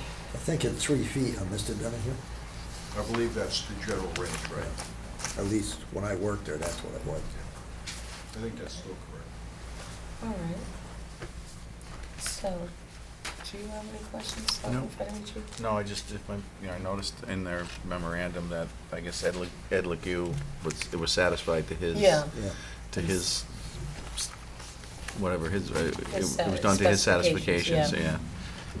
yeah. And he had questions, and Billy this is his playground, he knows that stuff too, and you're happy with it too. Yeah, yeah. So then, so we need to close, yes, Just, so, you might want to see if there's anyone here who wants to, public wants to speak on the issue, as it is a public hearing. okay. Is there anyone in the audience that would like to speak on this issue? Come on. No, everybody's shaking their head this way, nobody's going this way. Okay, all right, so hearing that nobody would like to speak on it, we should close the hearing. Do we need the motion for that? I apologize. Well, let's do it anyway. Well, we have to vote on the approval of of the poll location. But I thought you have to do that outside of the hearing, is that correct? Or am I missing? Yeah, so I'll entertain a motion to close the hearing. So moved. Is there a second? Second. Is there any discussion? Hearing none, all in favor? Aye. Aye. I'm gonna do a roll call just to be sure. Okay, guess I'm not, I'm getting that no again. Okay, so at this point, I'll entertain a motion to approve the petition to install the conduit and the pool box on Orchard Street, Pondview Drive to supply services So to moved. 10 new lots. It's been moved, is it Second. seconded? Any further discussion? Hearing none, all in favor? Aye. Aye. Thank you. And you'll notify them, Nick? I will, and there are documents for signature for the board. Okay. All right, number 13, there is a resignation of Mr. John O'Hear from the Recreation Commission. Please make sure we send a notice to thank him for his service. And there was somebody who was interested in that, however, given the guidelines that you sent to me, maybe at a later meeting, we can look at those as a group, at the guidelines, and see if they should stay the same, and have a conversation about that, and try to get that filled as soon as possible. So I'll entertain a motion to accept John O'Hare's resignation with regret. So moved. Second. And is there any discussion? Hearing none, all in favor? Aye. Aye. There's a resignation for Andrew Collins, the IT Department Computer Tech. That's a new one, okay. He just started. I'll entertain a motion to accept that resignation. So moved. Is there a second? Second. Is there any discussion?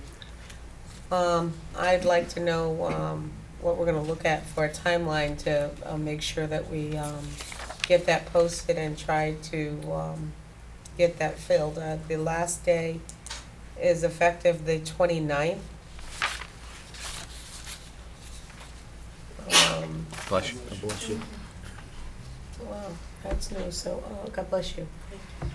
And I don't have my calendar to look at. What I already told Mr. Quimby to advertise it so we can get started on this, Mhm. because it's kinda a bad timing. Yeah, it is. Yeah, with Because school school starting is and starting, everything, yeah. Right. and they're trying to redo all the computers in the schools and stuff. Right. Mhm. Because of my experience with this one, I wanna be in on those interviews, so if you can go ahead and get that situated Right. and we'll get And then I'll those let the interviews board done. know when we get candidates for that. Right, and I wanna interview the candidates with you, okay, and the screening process too. Yep. Okay. Do you, all right. Paul?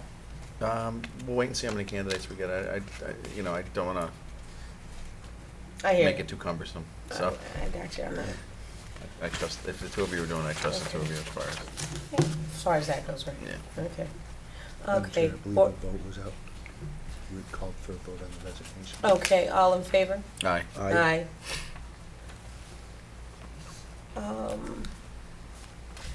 Board of Health, that's you. Yeah, this is, got to do with the Green Lawn Cemetery expansion proposal.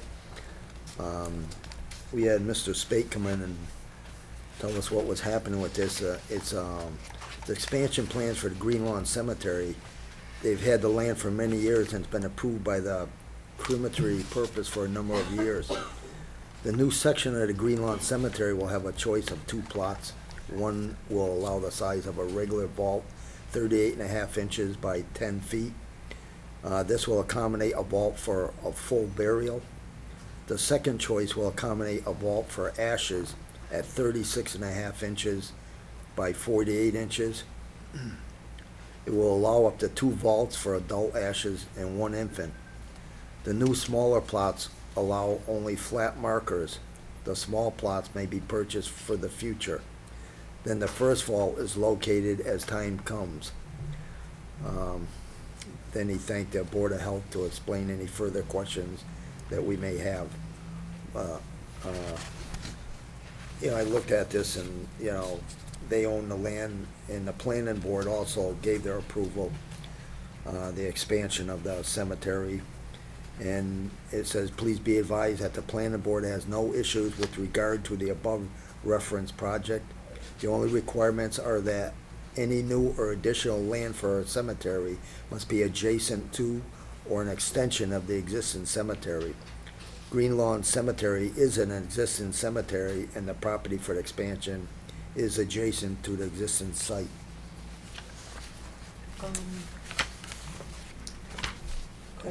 Questions? Any question? Yeah. Tell me, do cemeteries come off of our tax?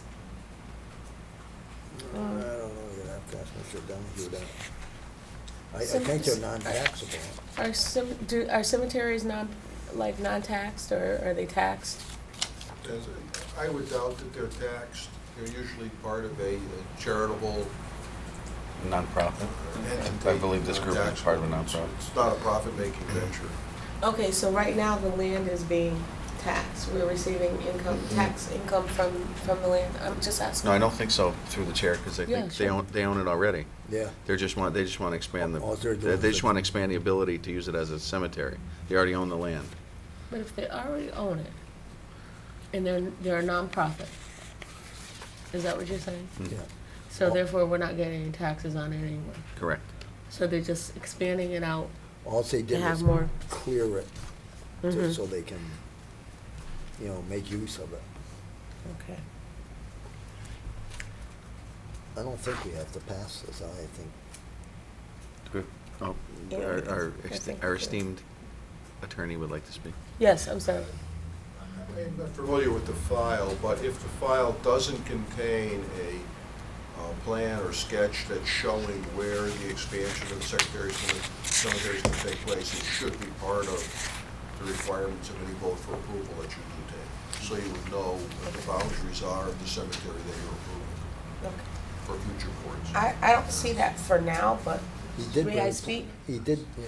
Oh, I don't see a problem with this, just to make, it's just a matter of making sure all the i's are crossed and the t's are.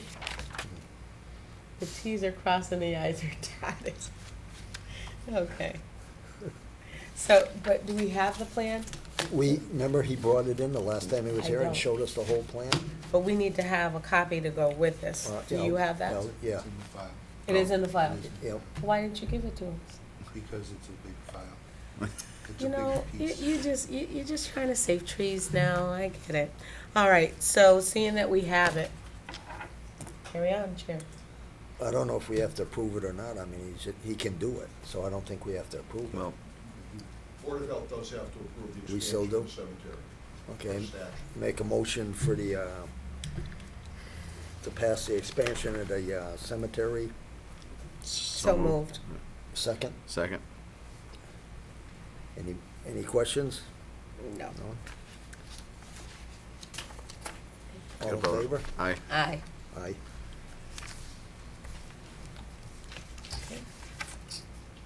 Paul? He said aye. I said aye, I'm sorry. All right. Yep. Aye. Aye. Okay, so it passes. Yeah, so pass. So you go on to your next one. Huh? So you go on to your next topic. It looks like, we're getting money. We like money. That number 16? Number 16. Yeah. I don't know too much more. Okay, well, what it is a notice from WMRA, and looks like we're getting $17,444.67 for our recycling, and that's from January to June 2014. Nick, would you like to go into that a little further? Town has an agreement with the Springfield Materials Recovery Facility known as the MRF, and we receive checks twice a year, at least we have every 6 months that I've been here. And this is for the recycling efforts that the residents make in town. So this is the money that we get as part of a profit sharing for bottles and cans and paper that are properly recycled. Nick, I gotta ask you a question on that, because I got asked that question today, and I told him I'd get him an answer. Businesses aren't part of this recycling to put stuff out in front of their stores, right? They have to get their own vendor? They're, by and large, yes, that is correct. They have to get their own vendor, yes. There are a few businesses that have been grandfathered, but they're very few, relatively speaking. And businesses that want to have their own recycling and all of that, they do need to contract with a vendor. Okay. Through the chair, I have a question. Did you okay it? Yeah. Okay, thank you. With regards to the educational materials, is that just basically the bins that we have that we're being charged for, that $786? It comes out of what, It comes, out of our excess, and you know, what they're giving us, they just take it off, so it doesn't cost us really. But what is it? They use it for programs from time to time that they'll offer to towns, or they'll, for example, they might use it to, as I understand it, fund mini grants from time to time, Okay. where towns could get, for example, flyers on how to properly compost at home, but Okay. they would issue those to the towns. Okay, so have we received, because this is just for us, what we received, the 786, what have we received for that, Out of To your this knowledge. last 6 months, out of this last 6 months? nothing that comes to mind in particular. Okay, and does that include the bins, or no? No, the bins are a separate part. Okay. But the state, from time to time, will have a grant where they'll say, okay, you could have 100 bins, something like that. But that would be separate from the MRF. But the MRF also uses that money within its member communities to do its educational materials. Okay, So we may get some direct, but they're also using it for their purposes to increase recycling in general in the member communities. okay. I I would really like to see at some point that broken out, what we're getting for those funds. I know it's part of the contract that we give back, what is that, 5 cents per? Per capita. 5 Per cents capita. yeah. It just seems if we're giving it back for educational materials, I kind of want to know, what are we getting for it?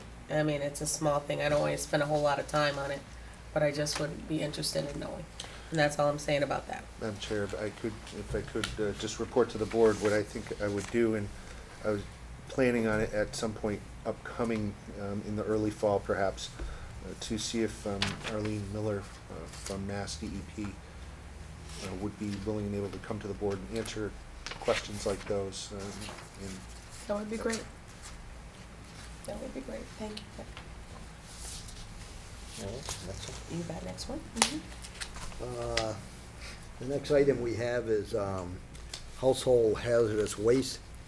They're gonna have a regional collection day, and I wanna emphasize it's residential waste only, and it's the towns of East Long Meadow, Hamden, Long Meadow, Ludlow, and Wilbraham. It'll be on Saturday, September 13th, 2014, 9 a.m. to 1 p.m.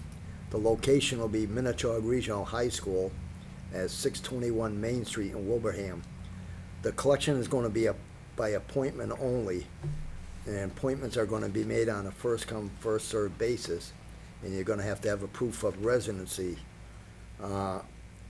Appointments must be scheduled Monday, Tuesday, and Wednesday, September 8th, 9th, and 10th, 2014 only.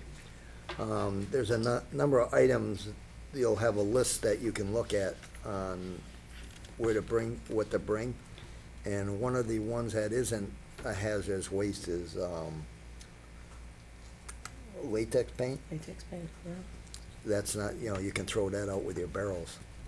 To schedule an appointment or for more information in East Long Meadow, you can call 525-5400, extension 1100, 9 a.m. to 12 noon. So, and Wilbraham, they're gonna have car stickers. But latex paint is not a hazardous waste, so that's the only thing that they won't take. Oh, okay.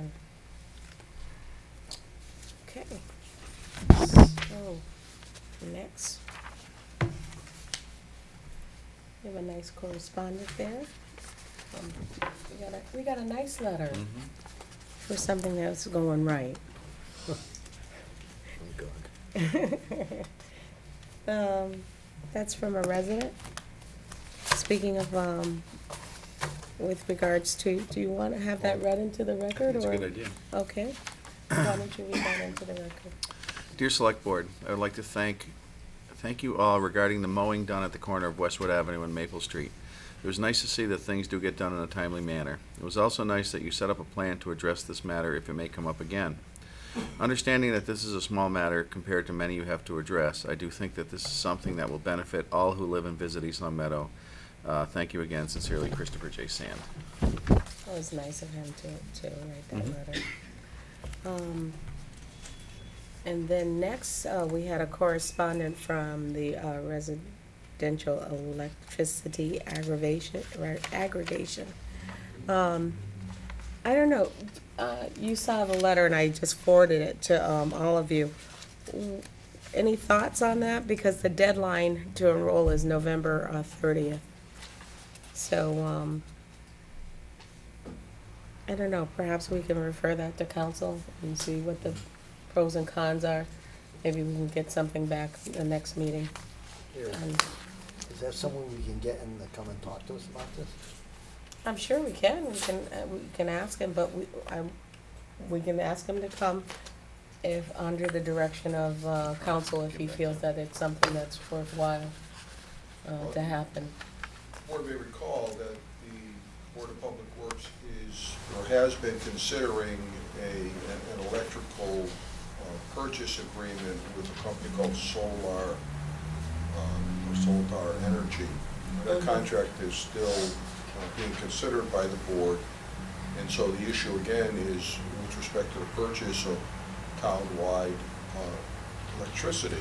The board that actually is in charge of that process, and I believe the deferral, the last time was that the Board of Selectmen deferred, and I may be wrong, deferred to the Board of Public Works to negotiate and determine the aggregate purchasing of the needs for the community. Okay, so forward this But I to maybe the we should Board go of, to them. Okay. forward that to the Board of Public Yeah, Works. is this like a bulk energy Mm-hmm. thing at the town? And so all of us that get electricity in town will be involved in that? Or is it just for town buildings? I'm unclear with the That's his purchase residence. that the Board of Public Works is looking at, town utilization, being the departments and the school and whatnot. I don't know whether that project is going to be large enough to encompass the needs of the entire community.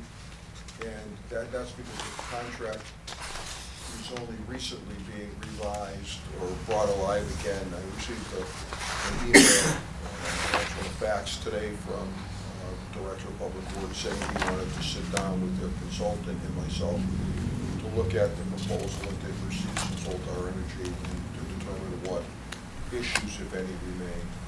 I had sent to the Board of Public Works a fairly lengthy letter a year and a half ago when this contract first came up about things that I thought they should be concerned about or at least get answers to. And I believe it appears that they just received an answer to that request a month or so ago. And I received it today, so we're going to meet to talk about it. So there may be something that the Director of the Board of Public Works can get back to Nick or the board with respect to what their plans are, what they're looking at. All right then, and the next thing up is Town Council. Good evening. Sir, how are you? Good. Welcome. So I guess we start off with identifying what would be executive. The only issue that that might be executive, and it depends how the board wants to handle it, is the item 22, expedited arbitration dates. There's two ways that can be handled, and I'll lay them out for the board. You can determine which way you want to go. One is for me to explain to you, not that you don't already know, but just to refresh your recollection, as to the arbitration process. We have a grievance arbitration that's been filed. Labor Council is handling it, I believe. We've received a notice from the state Labor Relations Department who handles grievances. And they've given you basically two options. One, to go with the standard arbitration procedure, or to opt into an expedited procedure. And in both instances, you need to give the board 3 dates. Both parties give the board 3 dates of when they would be available to hear it. Under the regular procedure, it would be 3 dates between, I think, January and April of next year.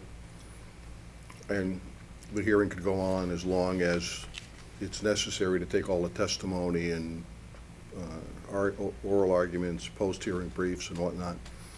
And then it could take any length of time for a decision to come down, but at least 30 days, most likely. The expedited procedure basically is where the parties agree. They give the same 3 days, but the hearing is scheduled, I think, sometime between September 1st and November 1st, or somewhere in that period. There is a limited window of time for the hearing, 70 minutes long. Each side gets 20 or 25 minutes, and then you have to put your entire case in at that point.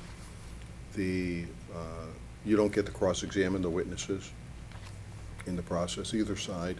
The arbiter gets to ask questions of the witnesses if he chooses. And then there's no post-hearing briefs filed in the matter. The only thing that happens, counsel may be allowed to have a closing argument before the arbitrator if he chooses.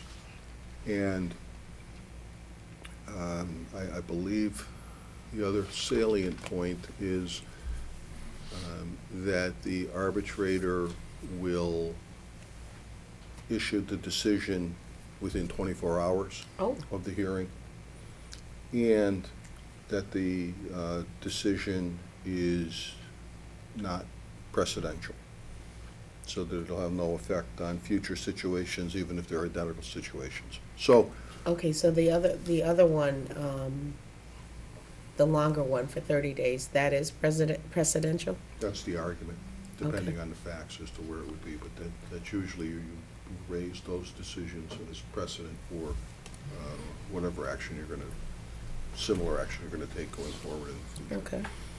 So that's really the decision that the board has to make. Doesn't have to be made tonight, but that's what would be discussed under that. If you wanted to discuss further the ramifications with respect to this particular issue, that would be something that would go into executive session. But, Well, I think we would want to know that. well, I think you would, but I I don't- think you might really want to have Labor Counsel who's familiar with Okay, the, gotcha. with the actual grievance and the facts behind it. Mr. Dunning, I forget, because it's been a while since I've been to one of those expedited ones, but is that binding? Yes. Okay, so it is binding. It's binding, and they say right in the procedural forms that there's no appeal. Yeah. But even in a non-expedited arbitration, the appeals are so narrow Yeah. that if you take them, usually you know pretty much you're going to lose. Okay. And most of them, the courts are just going to say, we're not going to hear it, and they send it back. So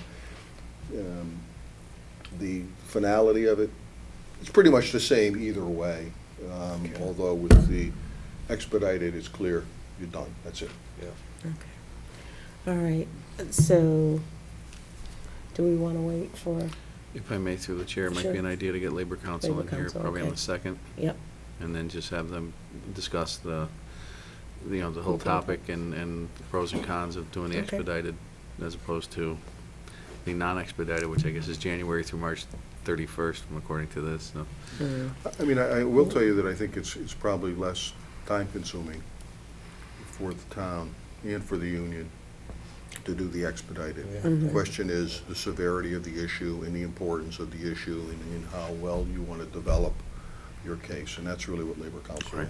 has Okay. to discuss with the Yeah, I board. agree with you on that. Okay, okay, so we'll get that on the agenda. agenda, thank you, for September 2nd. Okay, number 21 is negotiations. Okay. So that's, okay. What's 21? 21 is negotiations. Number 21 on the agenda. Yeah. Mhm. Yeah, it's negotiations, so that would be, yeah. Yes. Yeah, so that would be executive. Okay, number 20? Number 20, Leo Street, that was the request to Close it off. close the street down, Okay, and So- that was, all right, so that doesn't have to be an executive. no, Okay, no, it's really just a matter of if the petitioner still wants to go forward and whether the board I think wishes one, to consider it. through the chair, I think one of the petitioners is taken ill, so they couldn't be here, and I guess, I don't know about the other one, so, I don't know if that's something we should well, hold off on until they, you know, I'll tell you what, just one more time, and then we're gonna take action on it. Table Because- it once more. Just one more time, and then we'll take action on it on September 2nd. okay. Either way, up or down. Okay, the new business, 24, So no, 23, 23 is, I don't think that's what, it's just a notice. Yeah, yeah, just a notice, so we don't have to. Notice that they're anything. closing, and the really important thing in the notice is for people, is Nadim's Mhm. Fish and Grill.